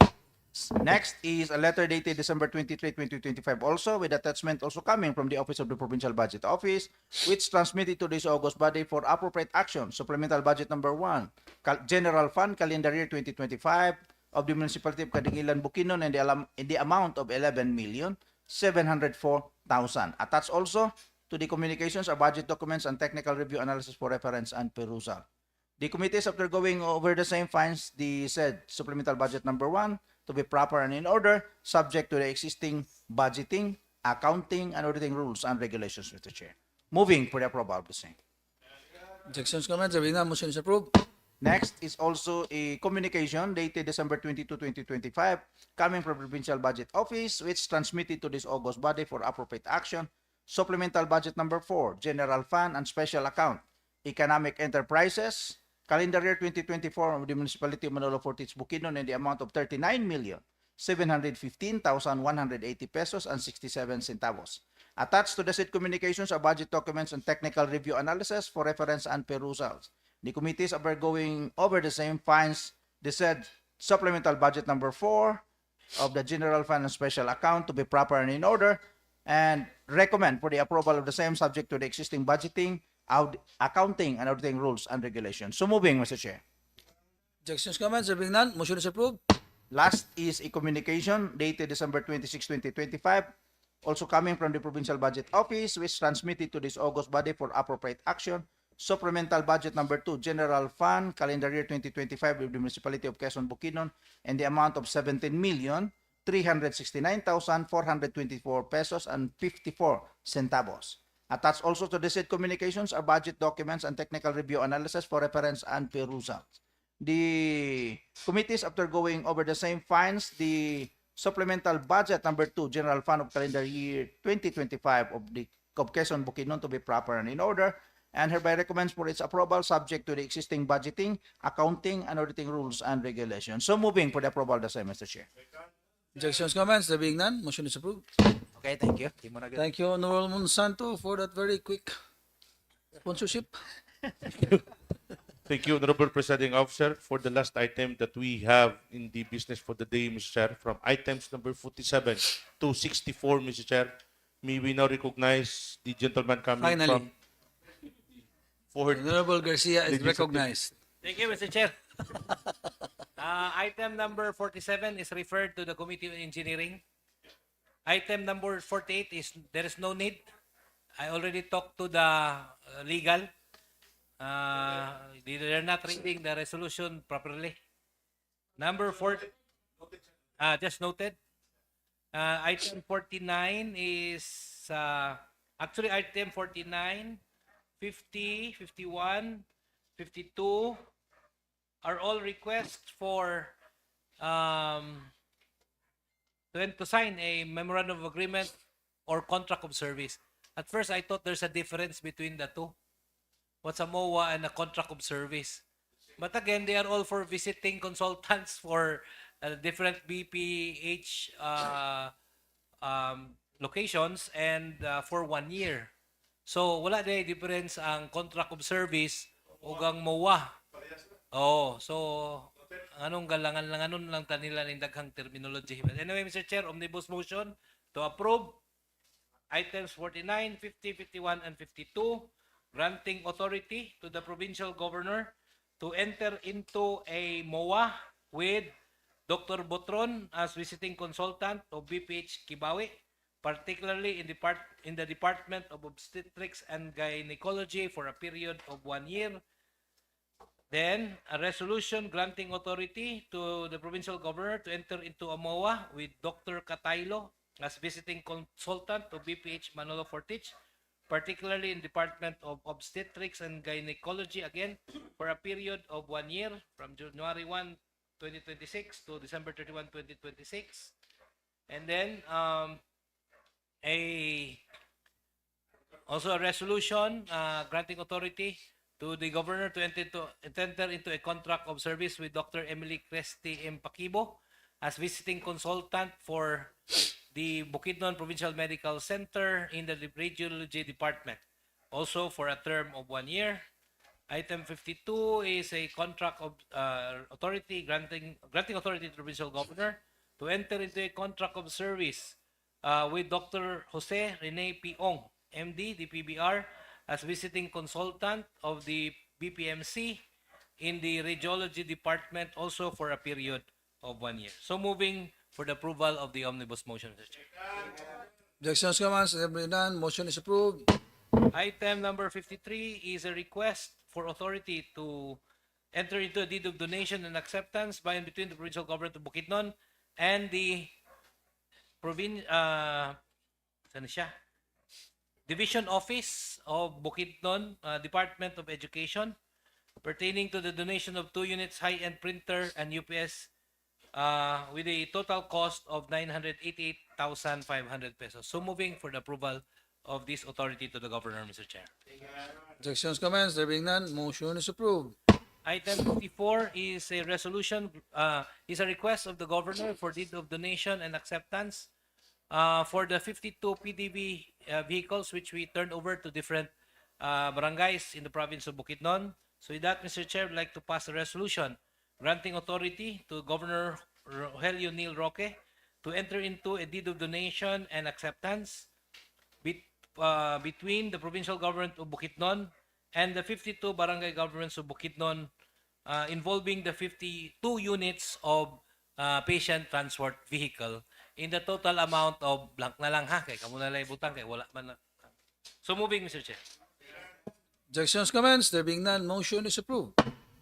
Item number 55 is a letter request dated January 5 with attached back resolution 2026-010 from the provincial governor requesting for authority to sign the purchase order contract for the supply and delivery of one lot dietary supplies for PDRC with Circle M Merchandise Trading Corporation for the contract cost of 18,066,453 pesos. With that, Mr. Chair, I'd like to pass a resolution granting authority to Provincial Governor Rogelio Neil Roque to sign the purchase order contract with Circle M Merchandise Trading Corporation for the project supply and delivery of one lot dietary supplies for PDRC in the amount of 18,066,453. So moving, Mr. Chair. Objections, comments? There being none, motion is approved. Item number 56 is a letter dated January 5 with back resolution 2026-012 from the governor requesting this august body for authority to sign the purchase order contract supply and delivery of one lot dietary supplies for BPMC with one supplier, Acacia Trading, for the contract cost of 5,754,286. And the next item, item 57, is a letter also dated January 5 with attached back resolution 2026-013. Also for authority to sign the purchase order contract for the supply and delivery of one lot dietary supplies for BPH Kibawe. Ang first, BPMC. Next is BPH Kibawe with supplier Centro Super Sales Incorporated for the contract cost of 4,317,750 pesos. And then item 58 is also letter request dated January 5 with back resolution 2026-014 for request for authority by the governor to sign the purchase order / contract for the supply and delivery of one lot dietary supplies for BPH Talakag with one supplier, Darbs Corporation, for the contract cost of 1,177,949. And item 59 is also a letter request dated January 5, 2026 from the governor with attached back resolution number 2026-015 requesting for authority to sign the purchase order contract for the supply and delivery of one lot dietary supplies for BPH Kalilangan with one supplier, Centro Super Sales Incorporated, for the contract cost of 1,399,666 pesos. Item number 60 is also a letter dated January 5, 2026 with attached back resolution number 2026-016 requesting for authority to sign the purchase order contract for the supply and delivery of one lot dietary supplies for BPH San Fernando with one supplier, Acacia Trading, for the contract cost of 1,397,465 pesos. And then for item number 51 is also a letter dated January 5 with attached back resolution number 2026-017 from the governor requesting this body for authority to sign the purchase order contract for the supply and delivery of one lot dietary supplies for BPH Malitbog with one supplier, Darbs Corporation, for the contract cost of 753,974 pesos. And then item number 62 is a letter request dated January 5 with attached back resolution number 2026-018 of the governor requesting this august body for an authority to sign the purchase order contract for the project supply and delivery of one lot dietary supplies for BPH Manolo Fortich with one supplier, Darbs Corporation, for the contract cost of 1,648,944 pesos. With that, Mr. Chair, I move for an omnibus motion to approve the request of the governor. So moving, Mr. Chair. Unanimously seconded, the motion is approved. Item number 63 is certified as urgent. This is a request of the governor to sign the authority for the contract delivery, supply and delivery of one lot brand new patient transport vehicle for the province of Bukidnon with one supplier, Toyota Cagayan de Oro Incorporated, for the contract cost of 100,835,000 pesos. This involves 67 units, Mr. Chair, of PTV.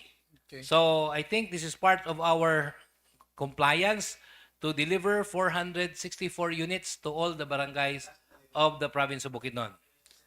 So after this, we still have 97 units to be purchased, so we can comply, yes, with our requirement, with our commitment. So with that, Mr. Chair, may I pass a resolution granting authority to the governor to sign the contract for the project supply and delivery of one lot brand new patient transport vehicle for the province of Bukidnon with Toyota Cagayan de Oro Incorporated for the contract cost of 100,835,000 pesos. So moving, Mr. Chair. Unanimously seconded, the motion is approved. Finally, item 64 is a undated letter with attached back resolution number 2026-092 from the provincial governor requesting this August body for an authority to sign the contract for the project supply and delivery of one lot janitorial supplies for BPH Maramag with one supplier, Dito Prince and Creative Corporation, for the contract cost of 629,450 pesos. Mr. Chair, I move for the granting of authority to the provincial governor to sign the supply and delivery of one lot janitorial supplies for BPH Maramag with Dito Prince and Creative Corporation in the amount of 629,450 pesos. So moving, Mr. Chair. Unanimously seconded, the motion is approved. Thank you, Mr. Chairman. Thank you, Honorable We will now Garcia. proceed to the other communication since we have no item tabled in the third and final reading, Mr. Chair. So for our other communication, Mr. Chairman, I move for the following, Mr. Chair. Item number 1 be forwarded to the Committee on Appropriation for information and appropriate action. Item number 2 be forwarded to the Committee on Poverty Alleviation, Social Reform for information reference. Item number 3 be forwarded to the Committee on Appropriation for information and appropriate action. Item number 4 be forwarded to our SP Secretary for information and appropriate action. Item number 5 be noted. So moving for the approval as enumerated, Mr. Chair. Objections, comments, there being none, motion is approved. Honorable Garcia and Pito, Mr. Chairman. Yes, Honorable Garcia. Yes, go ahead, sir. Yes, Mr. Chair, I'd like to request the Provincial Engineer's Office and the DPWH unsa ni? Unsa lang 3rd district? Unsa na inyo? 2, no? DPWH District Engineers Office 2 for a committee hearing on the request to demolish the spillway at Quezon, Bukidnon, which was referred to the Committee on Engineering this coming Tuesday. Lawagan. Katong Karaan ba? Yes. Because there is a request by the provincial government to COA for authority to demolish that spillway. However, there are a few documents submitted. So, human naman siguro tong bridge nga gi-construct sa DPWH and there is a need to demolish the old spillway at Salawagan. So, just like to call them, Mr. Chair, so that we can grant the authority for the demolition which will be submitted to COA. Na may mga requirements good, pilang materials nga ma-recover, but it's not attached to the communications. Materials, meaning mga posible mga kabilya. Kabilya, whatever, say maggamit pa ito, mga culvert, ano ba? So, that's why I want to meet them so that we can intelligently safely pass the resolution granting the demolition. What time would you like to have it? Committee lang. Committee on Engineering. 9 o'clock? 9? Or 9 o'clock. 9 o'clock. Tuesday morning. Next Tuesday, Mr. Secretary.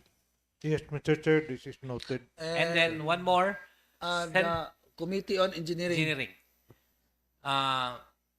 Then one more, Mr. Chair, at 10 o'clock, Central Mindanao University.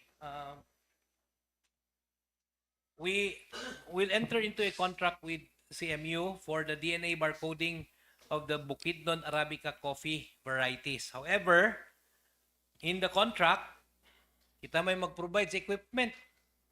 But we do not know what is these equipments and how much will this cost. So, DNA barcoding. DNA barcoding or DNA coding or whatever, DNA barcoding of the Bukidnon Arabica coffee varieties, which will enhance traceability and authenticity of coffee production and marketing. So, in the attached MOA with CMU, our responsibility is to provide equipment and materials for the genotyping and research study. So, what is this equipment and how much will this cost? Yeah. So, You have to determine there's that nothing first in before the we sign that MOA. use of rock. In the MOA. So, we'd like to invite the CMU, whoever will be the representative, to appear so that we can clarify this, and of course, PAGRO, to clarify this request so that we can again intelligently grant the request. Yes. Committee on Laws. So it's referred to the Committee on Laws. Yes, committee level at 10 o'clock. So that if we can finish this, we can include this in the following week, Mr. Chair. Yes. So that your DPWH is 9 o'clock. You think you can entertain them at 9:30? Yes, Mr. Chair. Okay, 9:30 CMU. Noted, Mr. Chair. At 10 na lang. Sige, 10. Okay, 10. Board Member Pipito. Yes, sir. Thank you, Mr. Chair. I would like to invite next week, Mr. Chair, sa question hour, wala ba tayo invited guest? Wala ba, no? Na ba?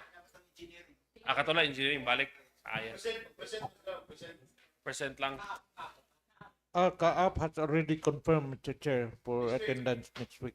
So there will be kaap and engineering. So depende kisa man imong gusto i-invite. This regards to the growing concern pagabot sa ato ang mga services sa ato ang mga private hospitals as well as the provincial government hospitals.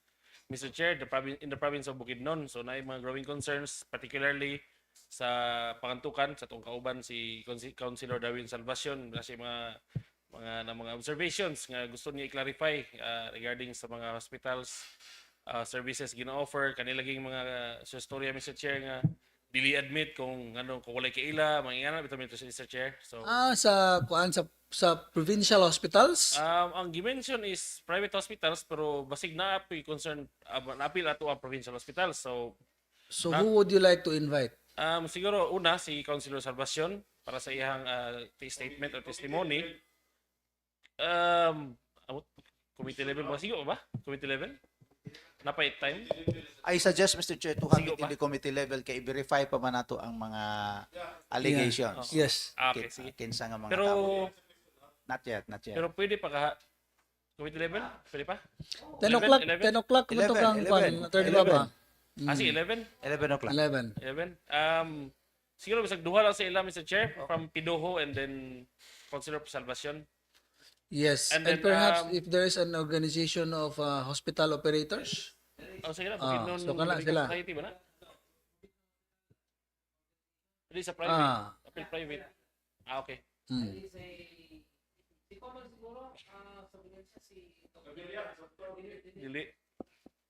Dili ba, ano? Abilia? Abilia. Dr. Abilia. Mura siya president ata. Yeah.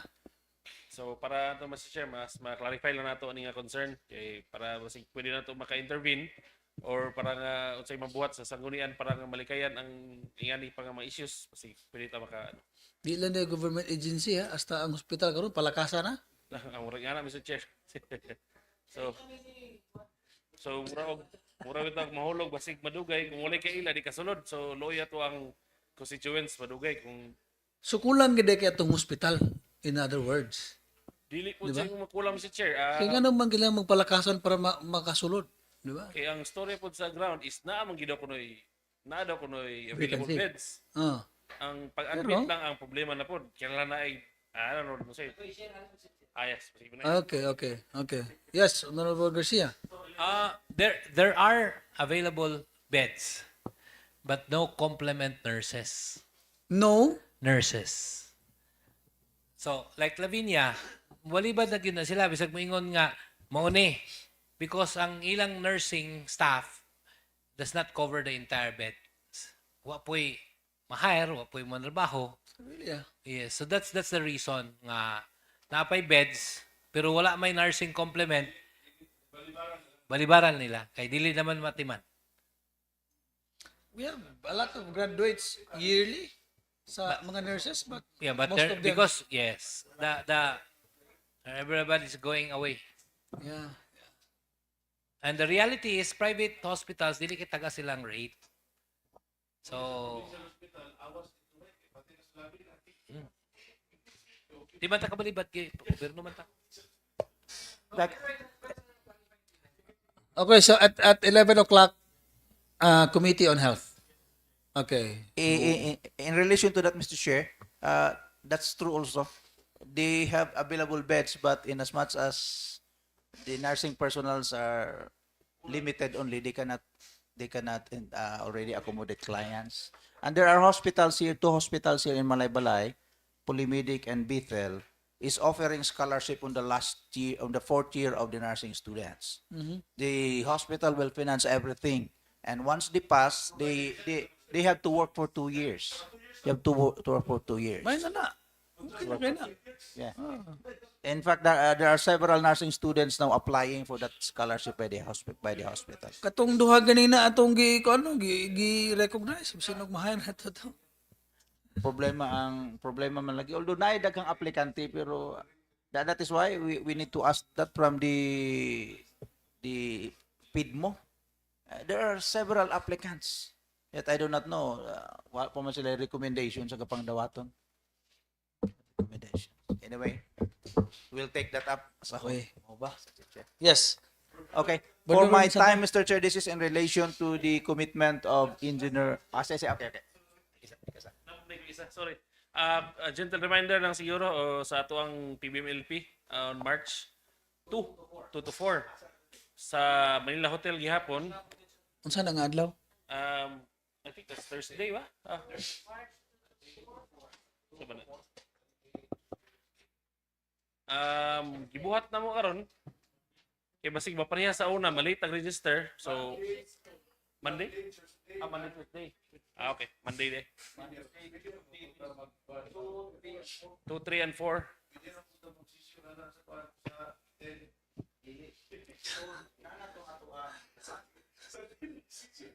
So lang 10. Lima ka Martes. Okay na. Lima man ka Martes sa March. Ayun, buot-buot. I'm giving this reminder, Mr. Chair, kay sorry, tawagan ni? Lack of quorum man. Saka man na, di ba? They suspended for until February next 20 at ang Mr. Chair, session last, day. Lack of quorum. Last sa online registration, February 20. And the rest, ako na, February 20. Okay na dayon ang tanan. Basin mo gud magdugay-dugay ta mapareha sa una, di ba? Nakadumdum mo, ang uban naa sa Manila Hotel, ang uban naa sa lahi nga hotel na kay napuno na sa Manila Hotel. So murag si Kuya Jojo, dito ka kayo no? Murag sila duha. Oh, the rest kita murag sa Pikas tong tabok. Rizal ba to? Something. So, kung gusto na to magpa-early registration, pwede naman ta magpa-early. Anyway, na may ni contact sa PBMLP nga staff, na may contact ang office, pwede po makapangutana lang ang staff if ever na questions. O sa mo ato ha? Kuan mo na, apil na quarter ni ba? Election? National election? Ang di mo ato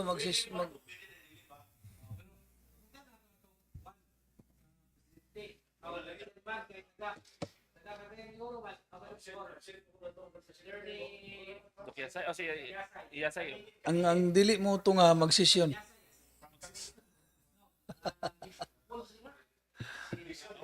Dixon. Adi, mahal si Dexter. PM Dexter yasay. Siya mag-chairman. Si Juan ang mag-president, si Enriquez. Total Cavite. Pero kontra pa, pero Anyway, early kumadto dito. Magdala na po staff para may mo assist sa tuwa dito sa ano sa area. So sa pizza pa rin, dito, pizza uno. Pizza dos, pero sayo ang umabot dito. 09 na ako dito. Okay na. pizza dos, alas dos pa basta na-check-in. Take the morning flight. So early siya. Punta pa rito, tanaw, available ng rooms, mga apat. Check-in na yan. So, we take the 9 or 10 o'clock flight from Cavite. We will be there mga 12 noon. Ito, then check-in na yan. Yeah. Perfect. Pero pabook mo, mas okay mabook daan karon kay layo pa, mas barato pa mga ano, eroplano. Sige. Natuloy Mr. Chair, thank you. Okay, thank you.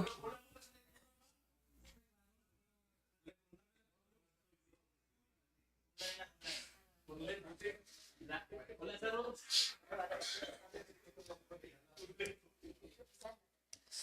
Yes, Honorable Monsanto. Yes, Mr. Chair, this is in relation to the commitment of Engineer Damasco to present on the next sitting, on the next session, what do you call that? The plan and budget of the Sangguniang building. Now, may I be allowed to invite also, Mr. Chair, Engineer Pikit, who is the head of the assessment infra audit assessment office, Mr. Chair, so that may we know also the real conditions of our building, Mr. Chair. Yes, Mr. Chair. So maybe Engineer Pikit could give us some insight, Mr. Chair. This building. This building, Mr. Chair. Yeah, okay. That is during the Question hour, Mr. Chair. question hour. Because Okay. the presentation of Engineer Delia will be on the question hour.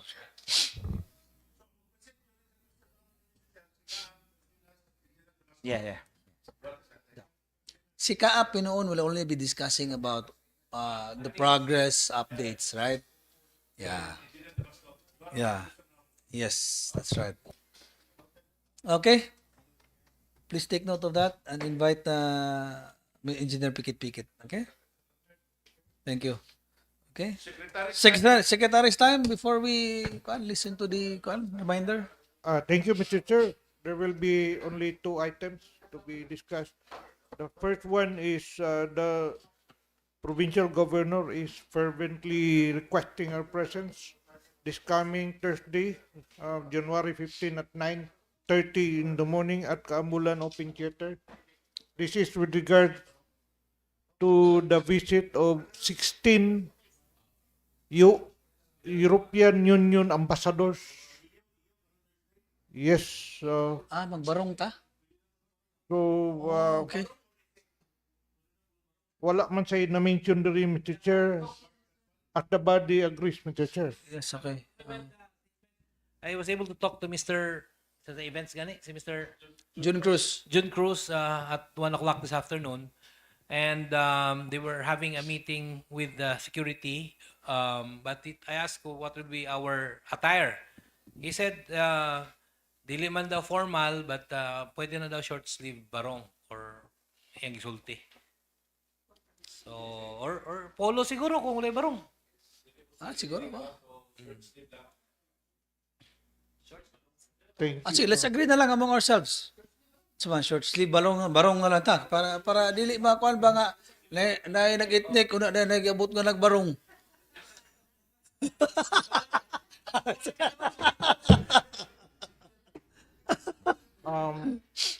The purpose of this visit, Mr. Chair, this is in line with the local development initiative of the provincial government in which the European Union is supporting through SPADE or Minpad Rice Program, which include the formulation of Bukidnon Coffee Roadmap.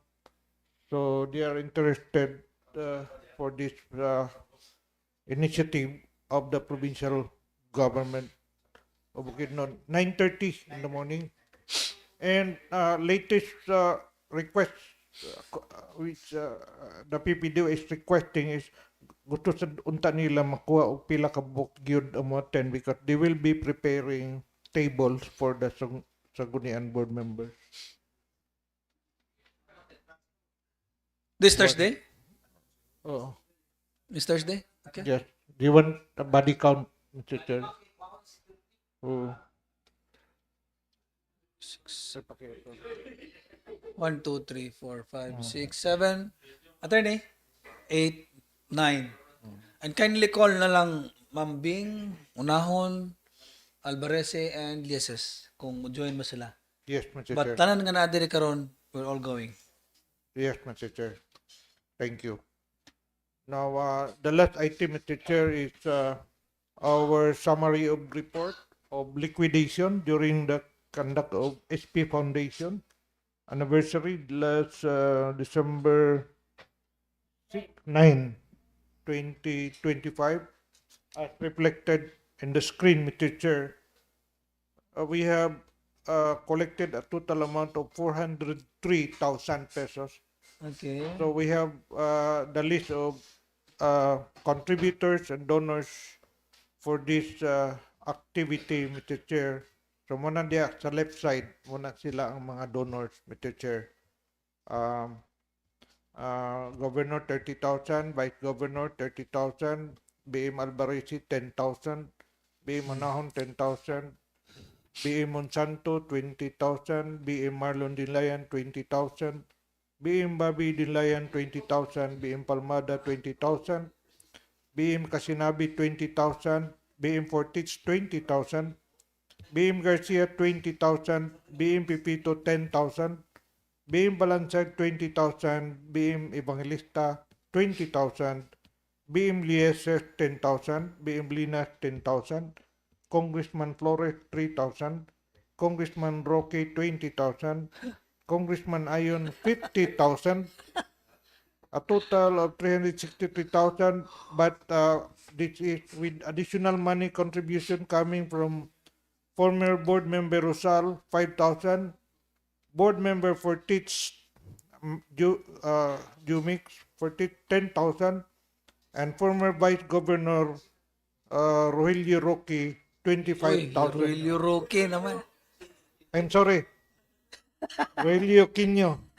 Pardon, Mr. Chair. It's okay. I know you're tired. 403,000. And on the middle portion, Mr. Chair, is our total expenses composed of, we have awarded best employee 1,000 pesos. Ay, kung na lang siya, summary na lang, Summary attorney, na lang. no, it was well spent. No? Yes, dapat gina sa activity. So, pila. Napatay balance, wala na. Natay total nga expenses, Mr. Chair, 371,037 pesos. Oh, okay. So, in short, there is a surplus or excess amount cash available nga balance nga for 31,999 and 63 centavos, Mr. Chair. Okay. Honorable Pipito, yes, what would you like to suggest? Siguro, Mr. Chair, pwede na tusugdan to itong proposal nga i-amend ang ordinance. Yan. Very good. 1 million. 1 million. Annual, foundation, Kung dili lang gid nato ibutang nga murag part na sa activity but dili na to i-state pila ang amount sa tong i-outreach. Di ba? Ayaw lang. Silent lang ta. Silent lang. Okay, so what would you like to do with the surplus? Standby. Okay, sige. As the need arises. So, yes, Mr. Chair. Ha? Naman tayo mga other mga activities dire pwede na to na kwan like Valentine's Day. Ha? Valentine's? Oh. Kanang mga cakes ninyo, Mr. Chair, mga flowers. Ayaw.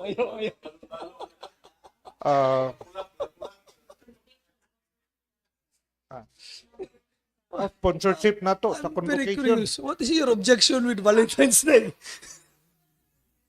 And then by advance notice, Mr. Chair, by May, kita may mag-sponsor sa convocation. Pwede ka na. Ayaw Valentine's Day. Di na lang. Board Member Palmada is vehemently objecting to the Valentine's Day expenses. Okay. And then, yeah, munang klaro, Mr. Chair. Muna klaro. So walay Valentine's. Dito na lang ta sa kuan, ha? Monday convocation kana. Gapuhon na to atong kuan na to, ana. Yes, Mr. Chair. Break ka na coffee sa mga kuan sa presidential table. Yes, Mr. Okay. Chair. Ha? Anything else? That's it, Mr. Chair. Thank you very much for your time. Okay, so finally, no, here's a reminder of why we do what we do, especially kini sa ato ang mga boundaries, why we should assert. So here's a statement. Boundaries are not meant to separate neighbors, but to give each the rightful place. A community that asserts its lawful boundaries does not do so in pursuit of power, but in defense of dignity, order, and peace. When lines are drawn through law and due process, they need not divide us. They can guide us towards cooperation. In resolving these disputes, we must look beyond territory and ask whether our actions strengthen justice, respect rights, and leave behind an agreement worthy of those who will inherit it. Majority floor. Yes, with that, Mr. Chair, I move for the adjournment of our regular session. The 26th regular session of the 28th SP is hereby adjourned. Thank you, gentlemen.